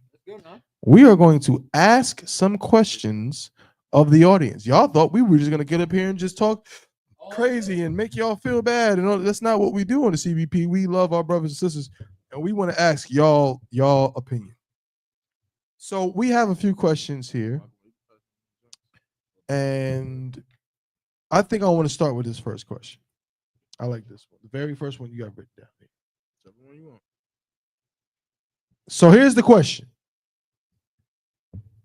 If a man has a child by, mind you, we're talking about, are we talking about sisters in the truth or just any situation with a sister? Any situation where a woman has a man. Those who are Israel, not all Israel. Right. If that man has a child or children by another woman, should the woman who is now with him, should you feel responsible for feeding that child or those children if you are living together? Woo! So you in the house with your man, and your man got other children by another woman that lives in that house, and you got a child of your own that lives in that house. Right. So you got a child with this man. Should you feel obligated to make sure that them children that did not come out of you eat too? What say y'all sisters, man? Tell us on the chat. Tell us, and please, this is CBP. Tell us the real Be truth. straight up. Tell us the real. What do y'all actually think? I mean, because that baby didn't come, those other babies or that baby didn't come out of you. Yeah, it's not your responsibility. You could say it's not your responsibility. But that is your man, in the truth, your husband's children. Do you have any responsibility towards those children? That's a great question. We already got some. We have some answers coming in. Shout out to everybody tuning in. Can we give this a shout out? Give a hand clap to everybody tuning in to the CBP and rocking up. Y'all didn't bounce on us, man. Y'all didn't leave. Salaki, my lord. How many views we got? That's because we don't usually say that out loud. Oh, no, we don't want to. We had a good amount. Okay. We still clicking. We got a lot of likes. The likes okay, no sweat. Shout out. I want to say. I mean, shout out to everybody we got up. Captain Aria. I saw on Facebook. He was like, he was commenting on. I said, "Damn." Where Matazawar at? Did Matazawar click the link yet? No. Somebody send this to Matazawar to have him click the link so we could talk about his issues. He want a counsel. I'm gonna give him a counsel right now. Bring Matazawar in here. So we got some answers from sisters. I would say UPK gangs too, but this hell, I mean, and UPK gangs commenting on my fucking post and all that shit. When the man, he said, "You look like you crazy like me." No, he ain't say that because I know the real him. I know the real. I know the real. You know the real him. Yeah, I mean, pause. There we go. I'm Most High in Christ. Exactly. Yeah, there's niggas can't say shit because you know what's going on for real. Yeah, hell, man. I mean, I hate to say this. UPK gangs helped me become who I am today, but I also know. Hey, nigga, I would never say that shit. I mean, but also I also know his still demons. call him UPK gangs. Hilarious. Nigga, I would never say that shit ever. I know UPK Gaines is not his real Gaines. name. It's bullshit. So that's not his real name. You know what Uh-huh. I'm saying? But Cleophas, right? yeah, it's just Cleophas. Yeah. Wait, that's his real name? Real name is Cleophas. Cleophas. Yeah. I know his demons, and know his demons is he would wake up in the morning drinking liquor from the liquor store, not from the liquor store, from the corner store, Salaki. Oh, that Beer. Man Go 2020. Not that Wild Hours Rose. Time. Every day. I pull up for camp in nap time, but they pulling up. He be walking from the store. He be like, "Hey, what's going on, Warrior?" I say, "Shit, what's going on, son?" He like, "Yeah, you should, you know what I'm saying, getting right ready, man. White House Earls and what's the other stuff? Ice House. Ooh, he loved them fucking ice houses. Yeah, I didn't seen it. I said, "God damn, son." I said, "We ain't got no." It's 9 a.m. I didn't seen it. Yes, I can vouch for it. Reincarnation. That's why this ain't the most amazing thing I've ever seen in my life. This is amazing. I'm looking at the man in the mirror. Ooh. I'm asking him to change his way. nigga waking up at the ice house. At 9 a.m. we pulling up. I'm like, damn, sir. I'm like, shit, it's 9 a.m. That nigga used to freestyle. Hell no. They used to be like hip hop parade. Oh, I'm taking the council. About taking the council. Yo, that's crazy though, man. But so the sisters have chimed in. Why can't we see the comments up there? Because this is from the controller. This is not connected to this by. So like you what? But on a real note, why is this lagging though? It's got somebody would have. It's my fault. It's my fault. It's my fault. Get the HDMI. No. It's cool. It's cool. It's my fault. Let me do that. That's why we can't see it. Now it's gonna start popping up. All right. Now it's connected. Damn. All right. General Hyman. So we got, because it's not HDMI. No, it's not. It's not. Well, I mean, it's delayed, but it's not delayed in that way. It's delayed as in everybody that's watching on YouTube. That's what they see. Yeah. Check it out. Why you give her? So what's your answer to the question? No, come on, sis. She cabbing. Hey, no. She told me. She said next time I gotta be a guest on this show. She like next time I gotta be a guest on this show. Where's she from again? She from Smilesville, Georgia. Georgia. She should feed the kids. Okay. Okay, so the sister said that she should. What if she tired? Yeah. Is she gonna feed her child? Yeah, she gonna feed her child. You know, any mother gonna feed her child. Well then, everybody eats. What my man saying in Pay the Fool? Mm-hmm. Everybody eats. All right, so look, so check it. Say then he killed everybody. Say you don't live all together. Say your man is coming home. He got his 2 daughters with 2 sons, son, whatever, with him. And you making dinner and you wasn't expecting these other 2 mouths to feed. Then what do? Okay, they still gonna eat. You going. But before you make something else, are you going to do that thing that women be doing before you? You want me to say it for real? Running their mouth. Give her a hand. Oh shit! She said she not running her mouth. She not gonna. I believe it when I hear about it. Mm-hmm. Shout out! Hey, look, we got a bunch of sisters that said when we asked the question, is it a responsibility? Sister Siana said Khan. Lawaya said Khan. Sister Siana said even if y'all aren't living together, if those kids come around, you take care of them as if they are yours. Don't Jasmine be no heathen. King said Don't yes. be no heathen. Matana said Khan, especially if we're all in the same house. Sister Asia Smith said, Sister Patricia said, I feel responsible because children are innocent and shouldn't be taken care of. Okay, so why do I'm here? You know what this reminds me of? Before brothers was doing a pull-ups during Hebrew Academy, we was asking them, so brother, how long are you going to be in the truth? You know what everybody said? Forever, Lord. Yeah, all right. Forever. I'll be here forever. You're all right. Well, it's covered up right now, but for some reason, I I be seeing covers hanging, flying in the wind. They don't understand that, man. Somebody leaving the truth. Somebody's leaving the truth. Some women lying. Always. Some sister is lying. Some Always. sister, that man is coming home. He walked through the door and he got 2 kids with him unannounced. He didn't say nothing about these 2 kids with him. And she thought she was about to make a nice oxtail plate. He ain't say nothing. Okay, so in reality, you need a warning. No. Give it to her. Don't give it to her. Okay, all right. So like. All right, I ain't gonna say nothing. You know your man is on the way.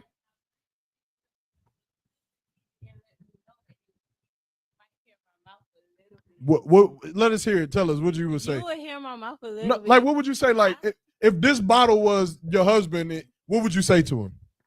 I would really just ask him like, why you didn't let me know that you was. No, sis, please, sis. No, seriously. No, sis, I know, sis, but this is our first time getting to know you. I know you don't know how things go around here. I want you to get into acting mode, and I want you to say it how you would say. Like I want you to be like, what the fuck is wrong with you? Why the hell would you? I want you to say like how you would say it. How would you say it? If you just walking in with the kids, I probably won't even say nothing to me. I'll probably just give a little look. I knew it. Yeah. Knew it. I knew the look. Yeah. Look, this shit right here. What the fuck going on? What's going on? Like, where they came from? Look. You know what happens? She do this. This is exactly what happens. She do this as soon as you walk the door. Then he put the kids off to the side. And y'all go play. Y'all go play. And he does this right here. He does this right here. He be like, and then she say, that shit there. That shit the neck roll. That shit. Listen, let me help you sisters out. Don't do that. Don't do the neck roll. You know as a sister what you should do? You should walk through the door. You should greet your husband, greet your man. You say, look, all the kids is here. Babe, why didn't you tell me? Why this is a dream? I would have. No. No. What? No. Violation. On. We don't do that. We don't do that. You need to leave.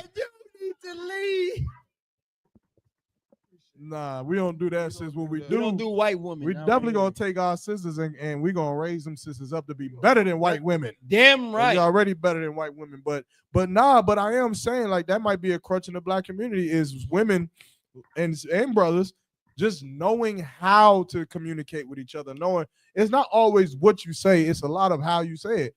So I think when you go to that man and you say, babe, like you didn't tell me that they was coming. Oh man, hold on. Let me go in the kitchen, see what I got.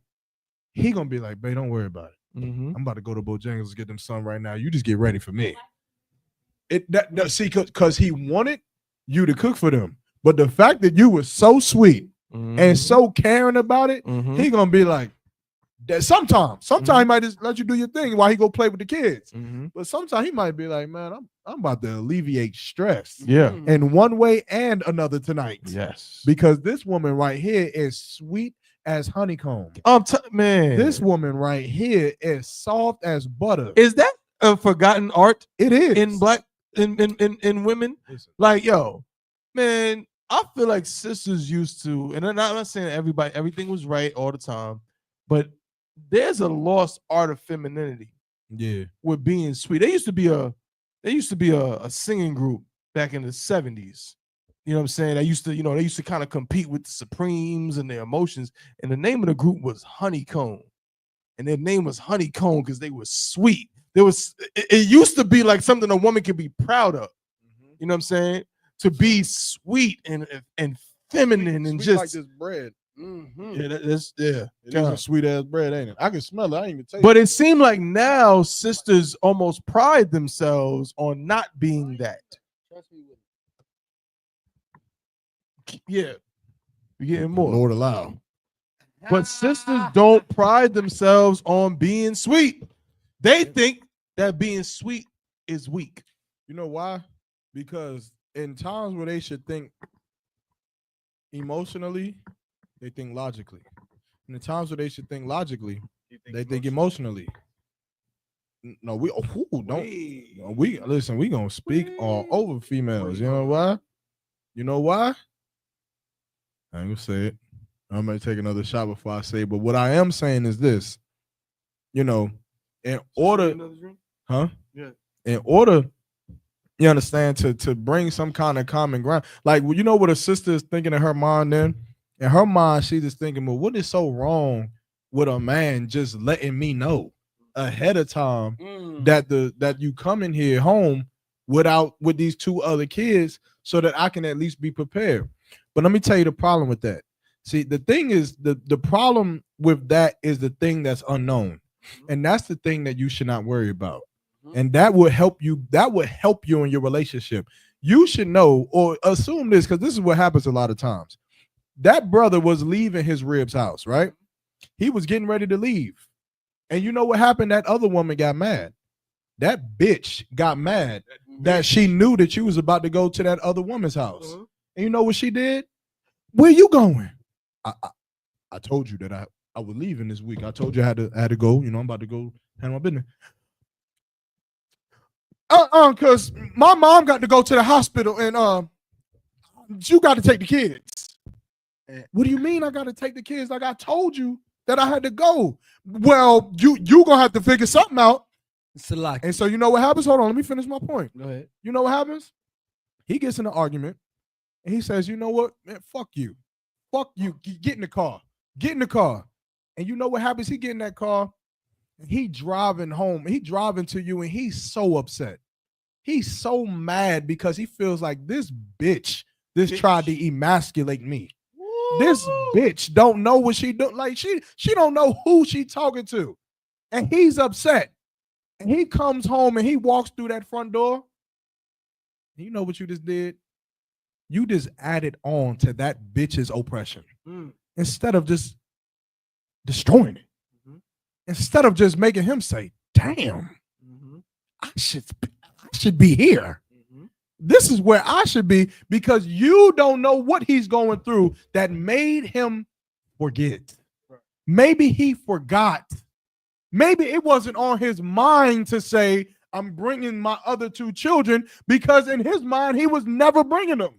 But this situation happened and he got Cap calling him. He still got to be a man. He still got bills to pay. And all he wants is peace and for his children to be fed. But now he has to leave one attitude and go deal with another one. I would say, sis, don't be that oppression to that man. Damn right. You be that rest. You be that thing that when he walks through those doors, he says, I never want to leave here. Talk to him. I never want to leave here. This woman deserves my love. This woman deserves my protection. This woman right here, she deserves for my Glock to be in her house. Right. My Glock should be here tonight. Right. So when intruders come in, I could defend this house. That other woman, she could go run her mouth and have sex with her mom in the hospital. They go do whatever the hell they want to talk to me like I'm crazy. But this woman who speaks to me so sweet, this woman who made sure that the house was my Glock gonna be there. And Makwa, I know you better say something. I'm bringing the switch too. Real quick, bro, because what you're saying is heavy. The way you just broke that down, where the sisters say, you know what I'm saying, like she doing this and she doing that. Might I remind these bitches? Oh shit. Might I remind you that you chose that nigga? You chose the nigga. You did it. Nobody forced you. Nobody put a gun to your head. Nobody said, oh, if you don't choose with this nigga, then nobody did that. You made a decision, just like I made a decision, and me and my brothers made a decision. I'm rocking out with this One West. What we say, One West to the death. You know what I'm saying? Bury me. Till they bury me. This is what I'm with. This is what I'm with. You know, we just talked about niggas that lead a truth, and their covers get hung up on some 20-foot ceiling somewhere. But these women, Salaki, the sisters, man, y'all gotta understand, y'all made a choice. And if you made a choice, you should live and die with the choice you made. And if you want to make your life more difficult, then you'll mentally go against the choice you made instead of just embracing it. Embrace that man. Embrace everything that comes with that man, because you chose him. No one made you do it. Man. No one. Salaki, my yeah, love. bro. Listen, the oath when you get that oil poured on you, you say, "One West today, bury me."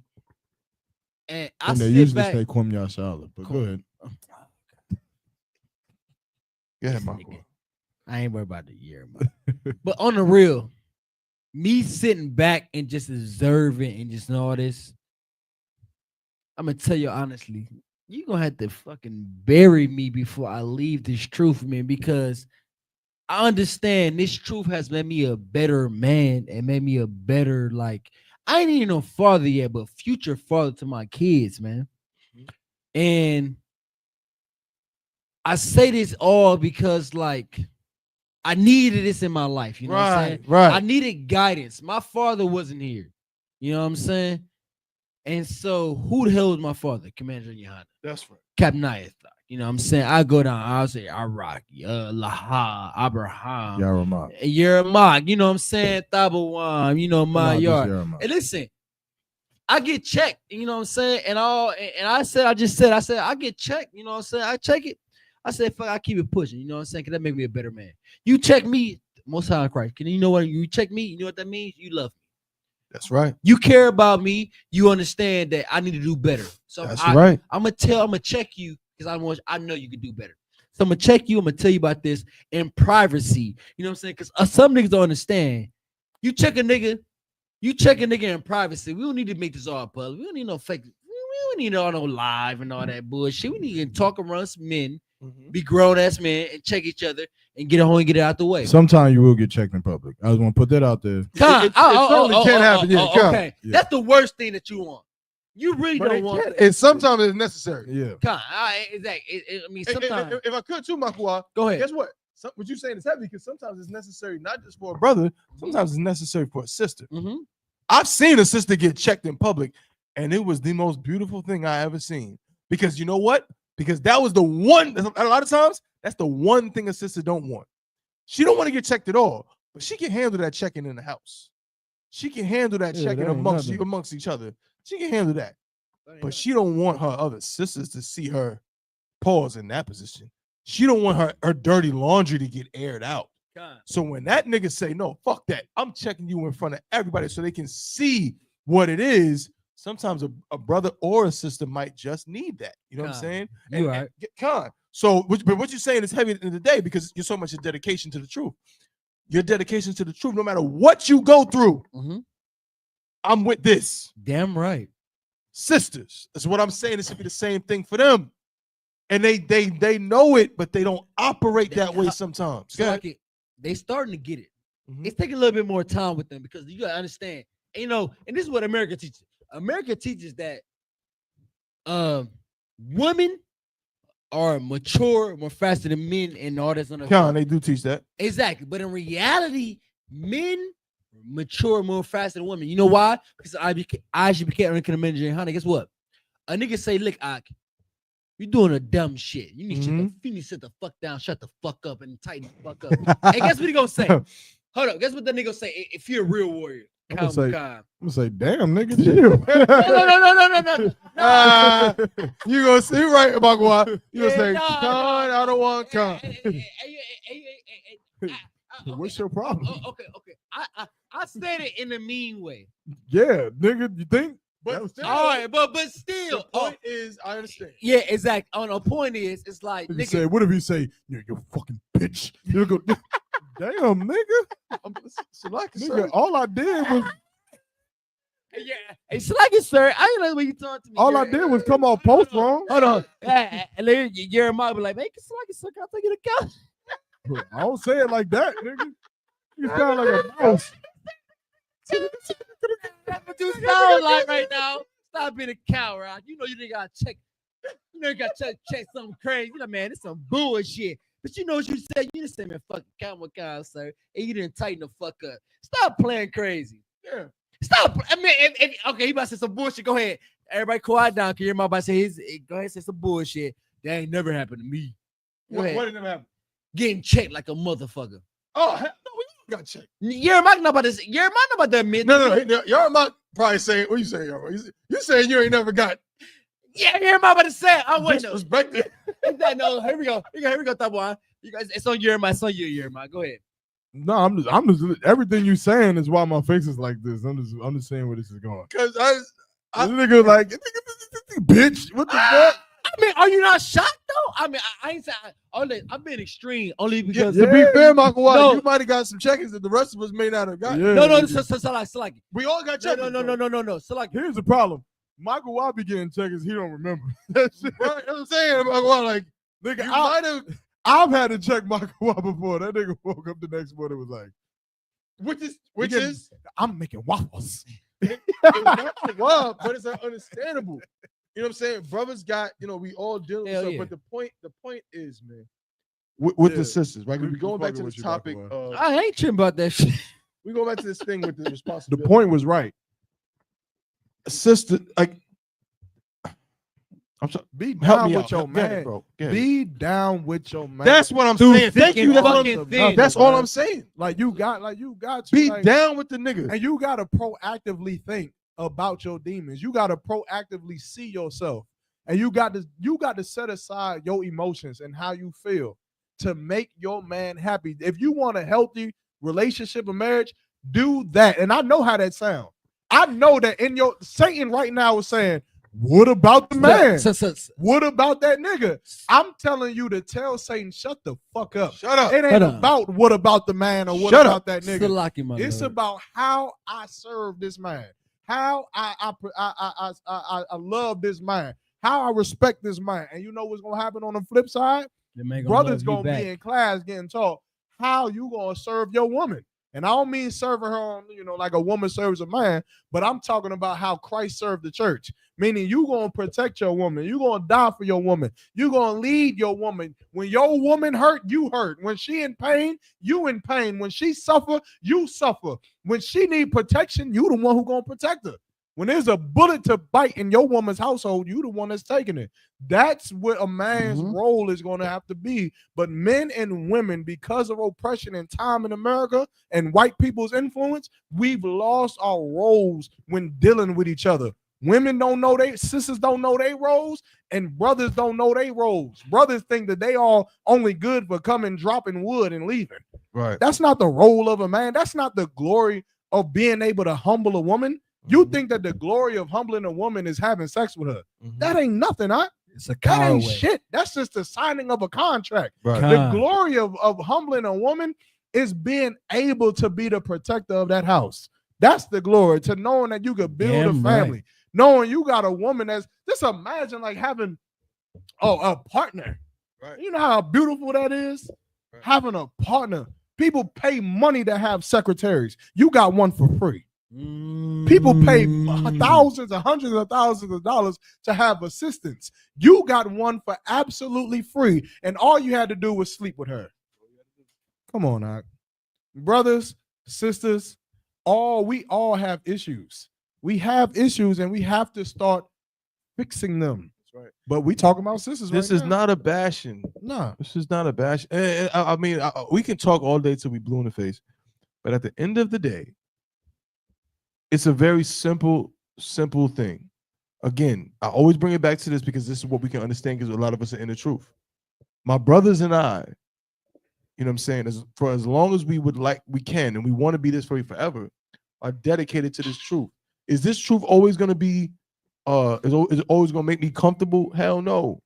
This truth sometimes is going to make me have to do things that I don't want to do, things that make me uneasy, things that take me out of my comfort zone often. But I love this truth. And if I love this truth, I'm dedicated to it no matter what it brings. Right. No matter what it brings my way. It might bring a van to, you know we're going to bring it up. We might bring a van to Alabama my way. It might bring a goddamn random trip to New York to march down, you know what I'm saying, the east side in Harlem, east side, you know what I'm saying? It might bring that. You know what I mean? It might bring some homeless person spitting on me at camp. It might bring a lot of things that I don't like, but I love it. So I give it my all and my everything, to the point where damn near there's some things that again that I may not understand, but I still say, no, this is it. This is the truth. I'm rocking with this. So you should do the same when it comes to your man. When he comes through with them children, when he walks in and you see them children that you ain't never seen before, you shouldn't start thinking to yourself as an individual and start worrying about, oh, but those ain't my children. I got my own child. Da, da, da. No, you should be thinking that whatever is attached to that man, I love it. Including the brothers, including the truth. Everything attached to him, I love it. If he loves his brothers, I love them. If he loves the truth, I love the truth. If if the nigga loves his car, then you should be fucking in love with his goddamn car too. To the point where if you see, you know what I'm saying, a little stain, you should be up to the car like, what the fuck is that? I know them bikini car washes. Hell yeah. This is what hate for you to go to a bikini car wash. You should be the bikini. You should pull up and all you hear is my milkshake, bro. All you see is that shit. And could all you imagine, yo, your sons and your woman just scrubbing that joint. You like, yo. Come on, nigga, come on, bro. Right now, whatever you get in the car. What T.I. said? You can have whatever you like, nigga. Y'all can get it. You can get it if you just act right and just do the right thing.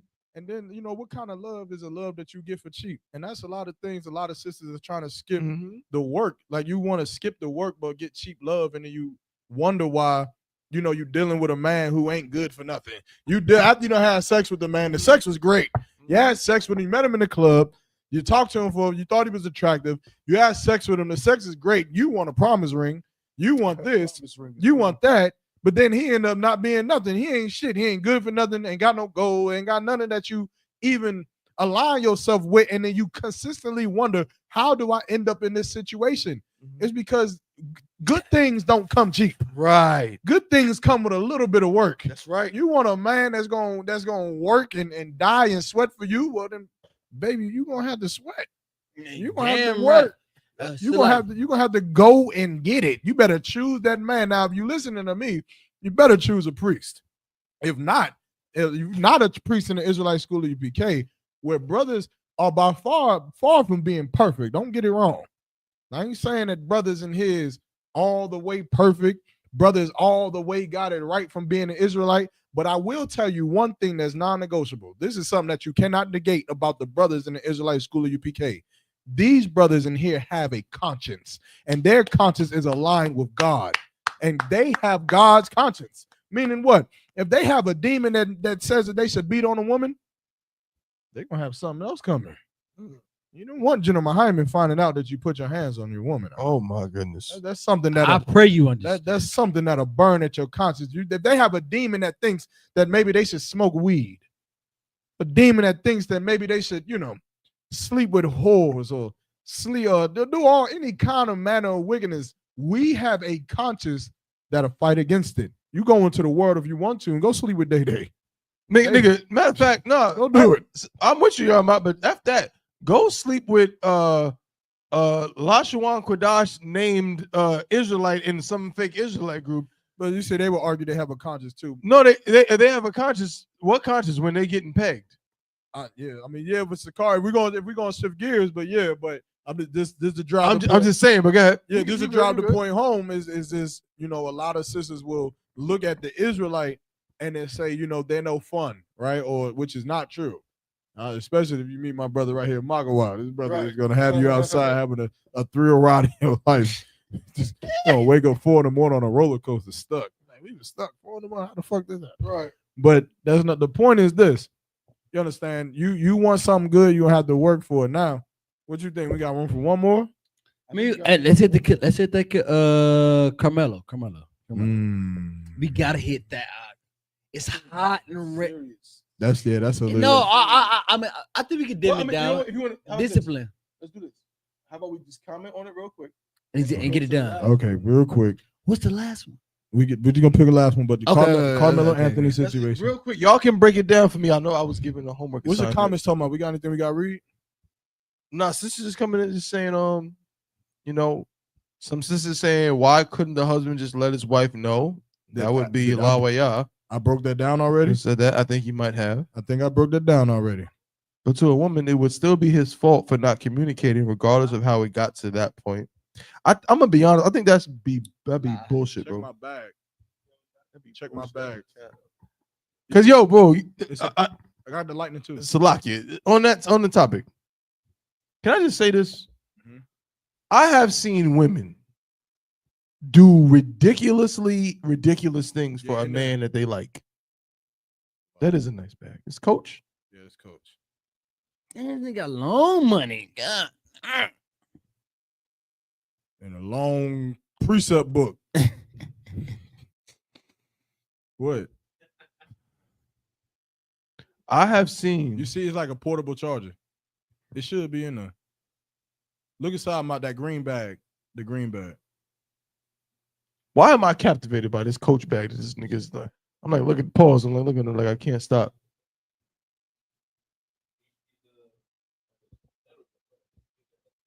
Oh, that's high quality. Was there a Coach store in Lenox? Yeah. Hell yeah. Well, how y'all feel about that Lenox Mall? That was weak as fuck. to I me, agree. man. That shit wasn't hype. I mean, everything was hyped up to be like this small. I looked at that's it. That's a regular ass fucking mall to me, man. That's me. That's just me. For one, that's cap as fuck. No, yeah, we went through the whole damn mall. Oh. Okay, you know why it was regular to you? Because you a broke son of a motherfucker. That's why it was regular to you. If you had long money, you'd be in that whole like Balenciaga, you feel me? Hey, look, MCM, Gucci, I'm gonna Louis just tell y'all Vuitton, you straight can up. buy anything. I'm gonna just tell y'all straight up like this. Yeah, What come you on. say? That's what I'm saying. Here's the thing, though. Now it ain't got the shit that Check I it out. can Hold afford, on. Check it out. but though. it got that shit. Check I it out. can't afford it. Lenox was cute. It was what? It was cute. Nigga, Cute. Hold up. What the But fuck? I'm from New York though. You feel me? Yeah. So, I shop on Fifth Ave, Madison Ave, Nigga, outside. Park Ave, nigga. I go to the real Balenciaga store. You know what I'm saying? What I you go mean? to the real Gucci store. Not Nigga, some that shit- store, that shit not not some real, store bro. in some mall, all That right? shit not real, bro. Nigga. Real Listen, is overseas. That nigga. was nice for down south. That was cool. This It was nigga. cool. They got rats in your Balenciaga It was a store, Gucci nigga. store in a fucking mall. That's what it was. All right. It was a Balenciaga store in a mall. We did not see the I'll whole take mall. y'all to the real fashion district. You feel me? Because that's what I was gonna say earlier. But the Passover needs to be back in New York. That's what I wanted to say. Nigga. Nigga, no, it don't. Cause Hell Hell no, Nigga, fuck New York.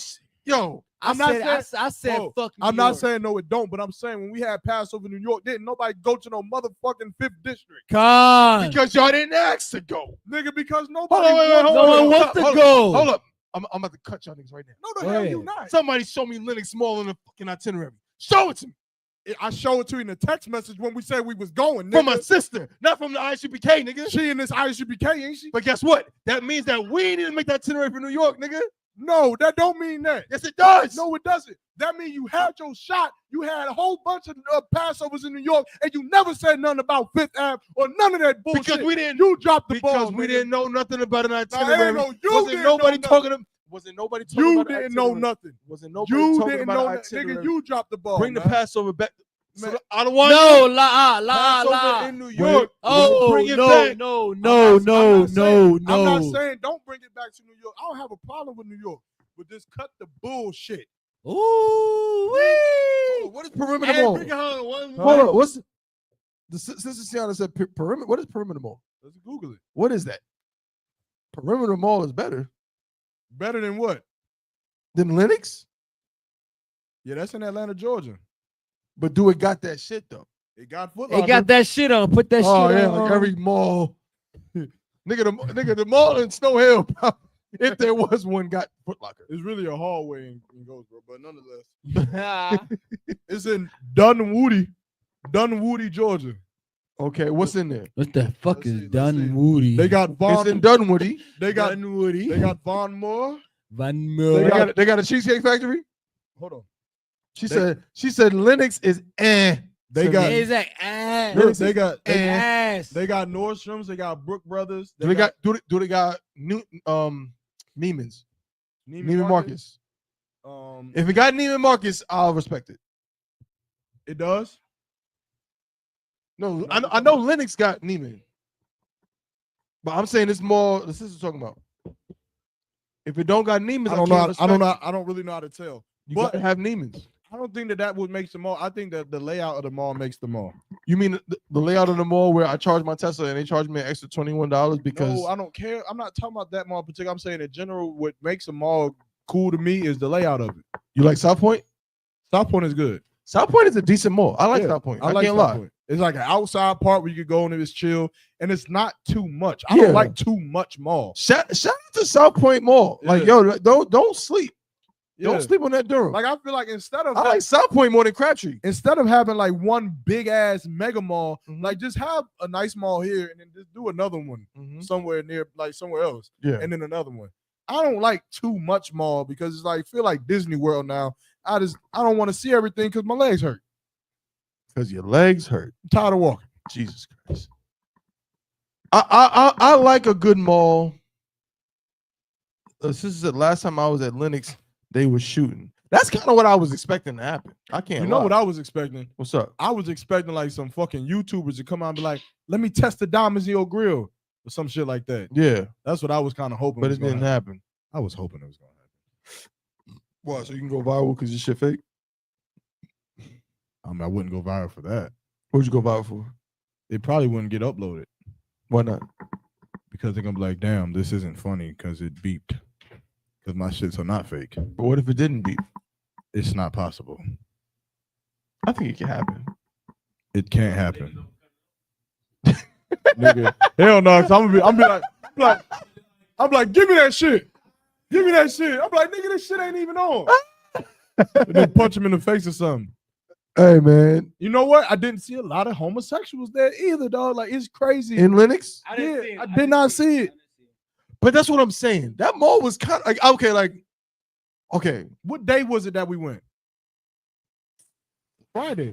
It was Before the all black. It was definitely Friday. It was So Friday. so there's no excuse there. That's one of the. Hold up. We did see Makawai. Didn't you see a YouTuber? You saw like somebody from social media? The old girl that be on the skits or something? Cut your Wayne skits. So like, I was expecting more of a spectacle. It was a regular mall. We didn't really. It was a regular mall with We some didn't- high-end brands in We it. didn't explore them all, but nonetheless, let's get it on. We can be pushing up on that time. The first topic is Carmelo Anthony, right? We're gonna Real quick, 2 minutes on this joint. I just think, and we could come back to this because it's very serious. Sure. It's hot in the media right now. Carmelo Anthony is a young black brother. Right, who- Carmelo with a K. Carmelo with a K is being charged. Is being charged with what is it, first degree murder against what is it? Is it first degree murder if I'm not mistaken against some white kid. I forget his name. But this is a very controversial story because this black kid was being not abused but bullied by these white people. Apparently they was at some kind of sporting event. And the black boy went into this tent where these white people were residing, and the white boys, I guess, were bullying him and telling him that he had to get out of the tent. He didn't want to necessarily get out of the tent, and he told him that if you step to me, in a aggressive way, that I was going, do something to you, hurt you. So I guess the white boys did again begin to approach him, and the black boy defended himself. I'm saying defend himself because that's the stance I'm taking with it. But of course, y'all can take whatever stance y'all want. He defended himself, and ended up stabbing the white boy, and he ended up stabbing him to death. So of course he was arrested. He was set on bond for $1 million. Of course, black people were in an uproar over it. I think the bond got lowered to $250,000. Again, some of these details I'm just going off the top of what I read, so it might be off a little bit. But it was enough. It was lowered to a point where he could get out. And there's a lot of controversy because white America is in an uproar because they can't paint him as a criminal because this was a very intelligent kid. He had like a 4.0 GPA or something like that. And as well as being on the murder scene, he did not run.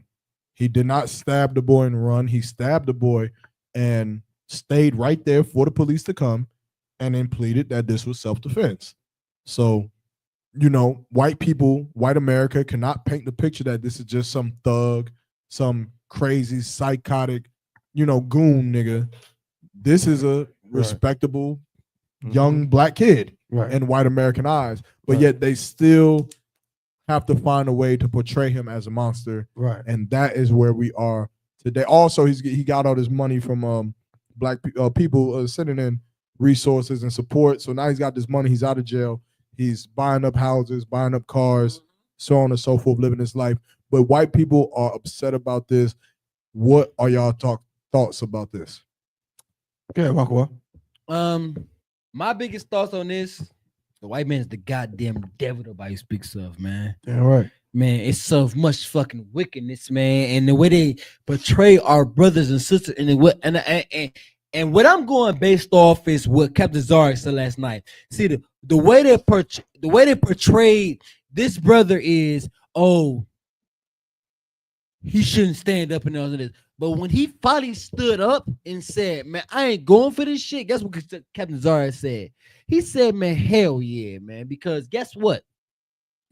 We understand that the white man is the devil the Bible speaks of, man, and there comes no peace with these motherfuckers. So if Carmelo was in a tent wherever the hell he was at and a white man comes upon him, guess what? I'm gonna trust Carmelo and what the fuck he's saying, because in reality, according to the Bible, we're a peaceful people, man. We ain't got these hate in our heart where we want to go to war and all that shit. We chill back and lay back and chill.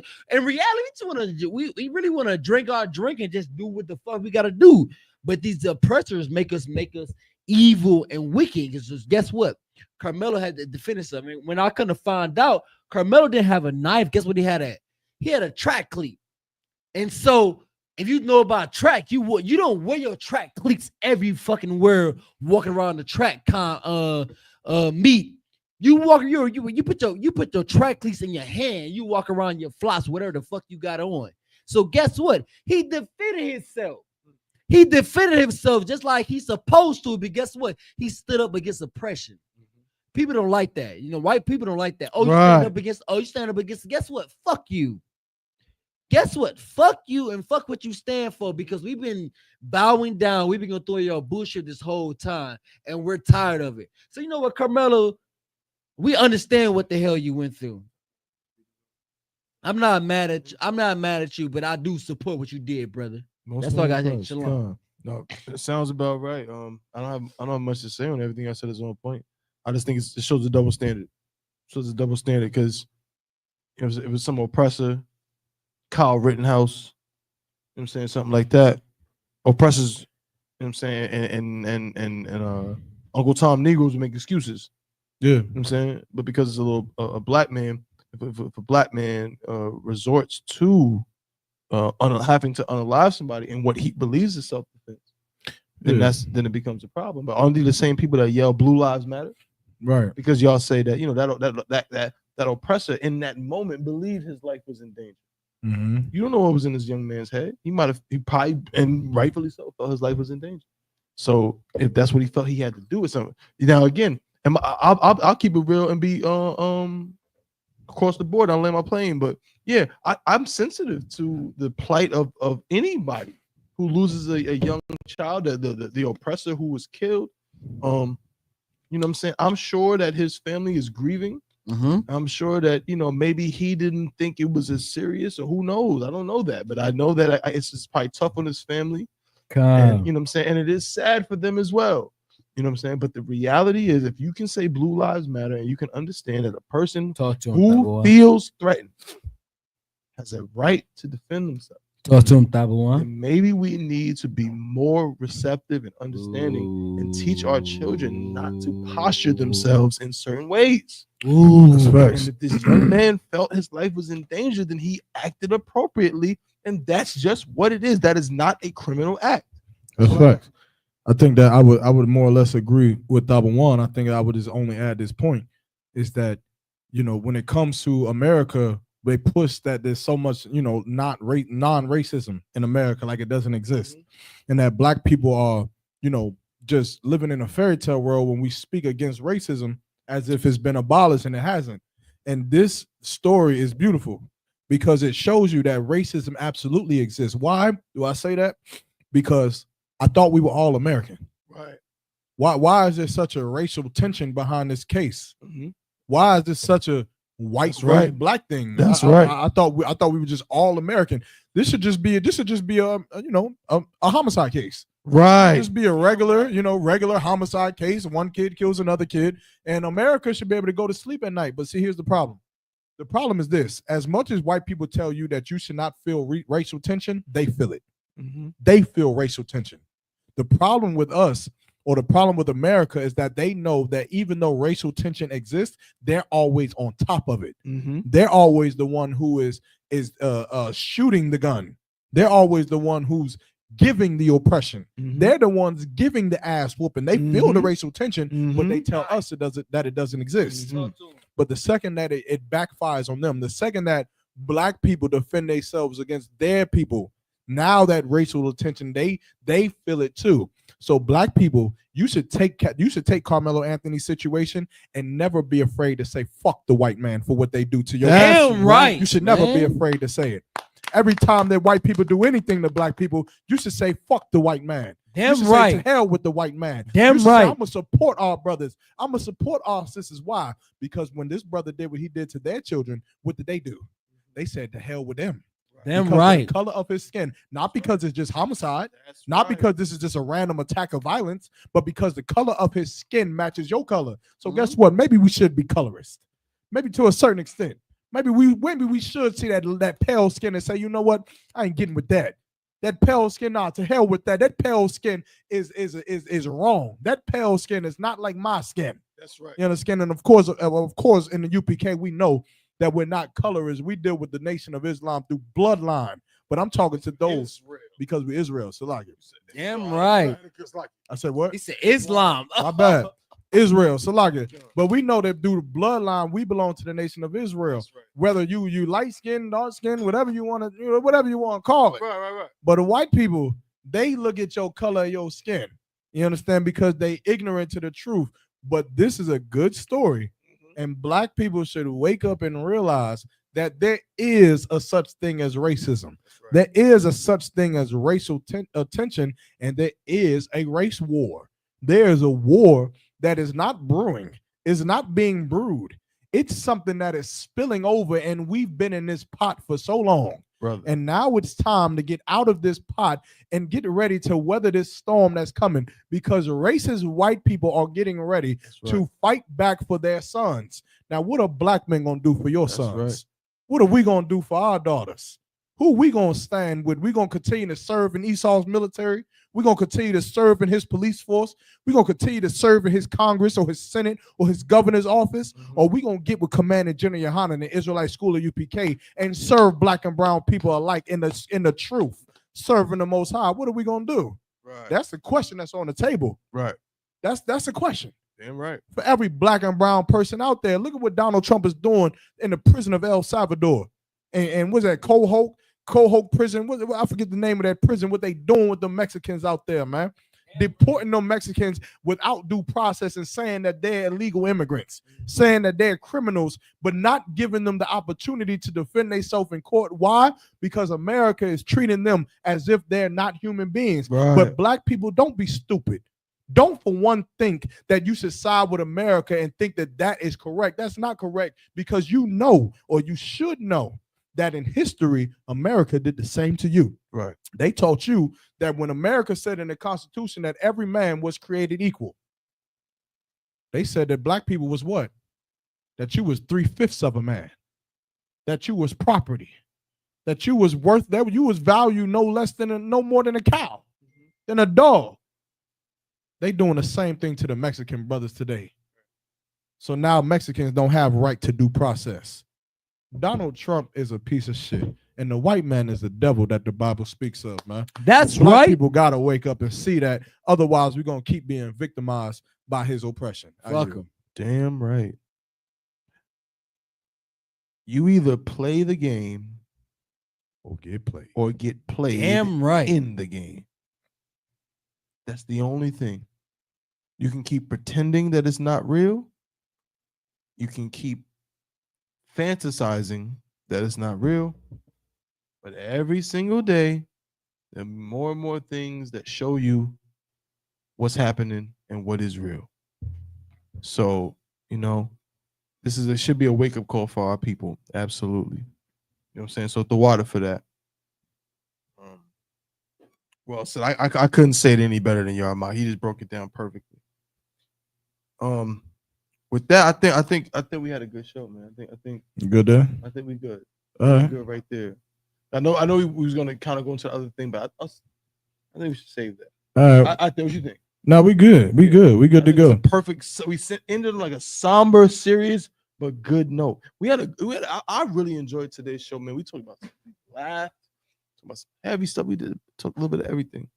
Yeah, this one's definitely one for the books. Yeah. Definitely a post Passover show. Mhm. Oh, See we them came likes, back nigga? hitting it hard. No, I Can't don't see see it, nothing, but yeah, It's like so the water to everybody that tuned in, the water to Commander General Yohana, man, in the Israelite School of UPK for all the guidance and righteousness that y'all, give to us.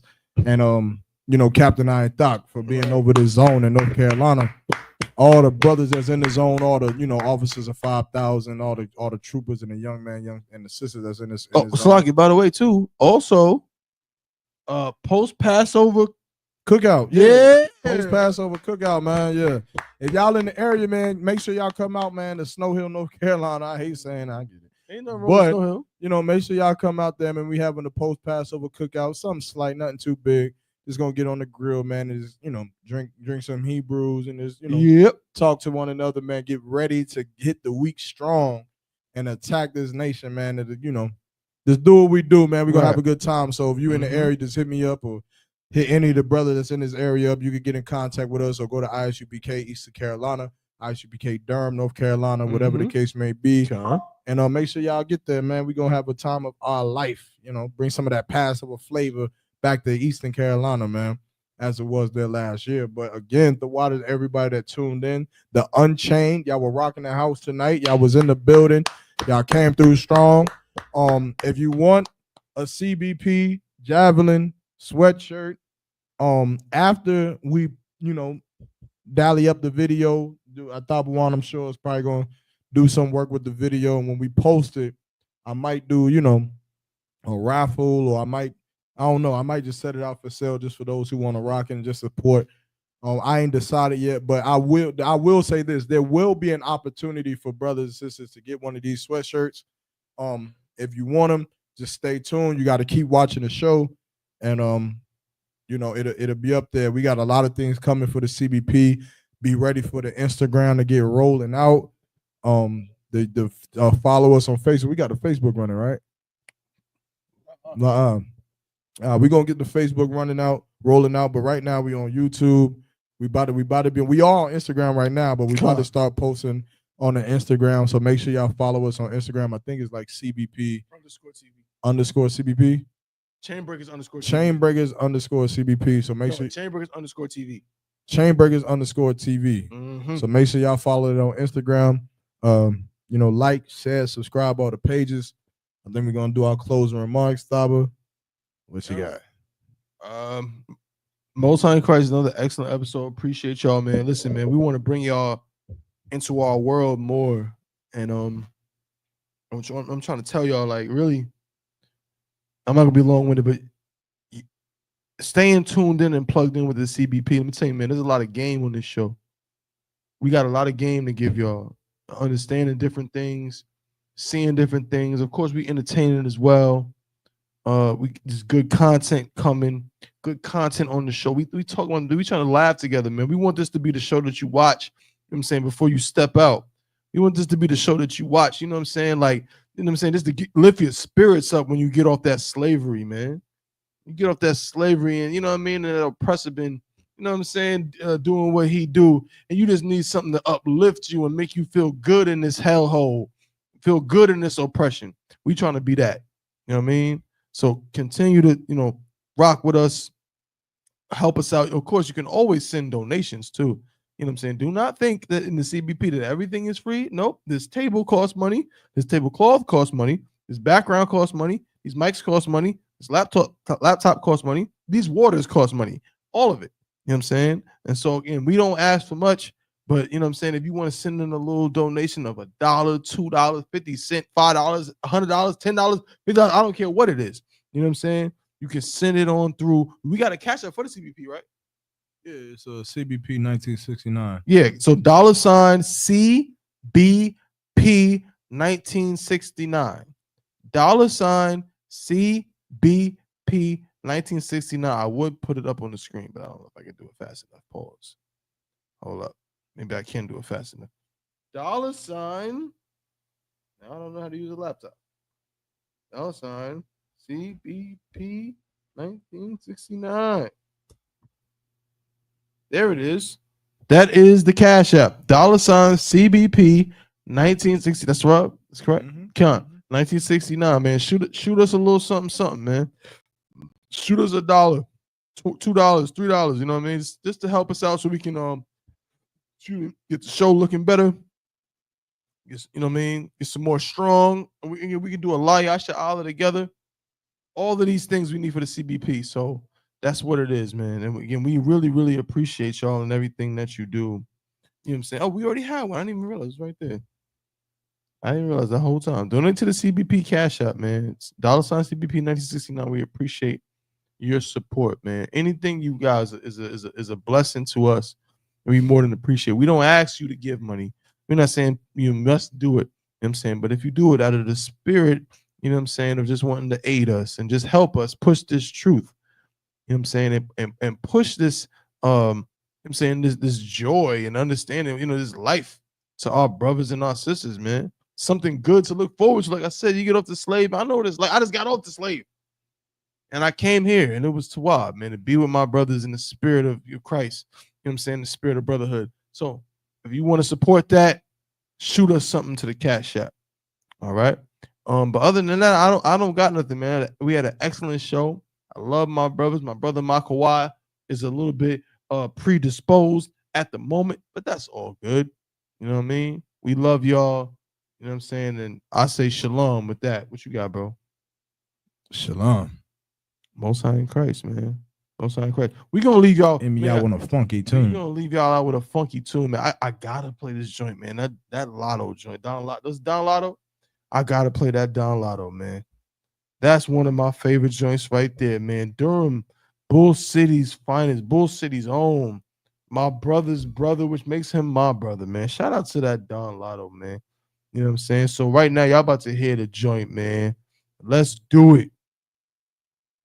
By the Don. Shalom, y'all. CBP. UPK. We out.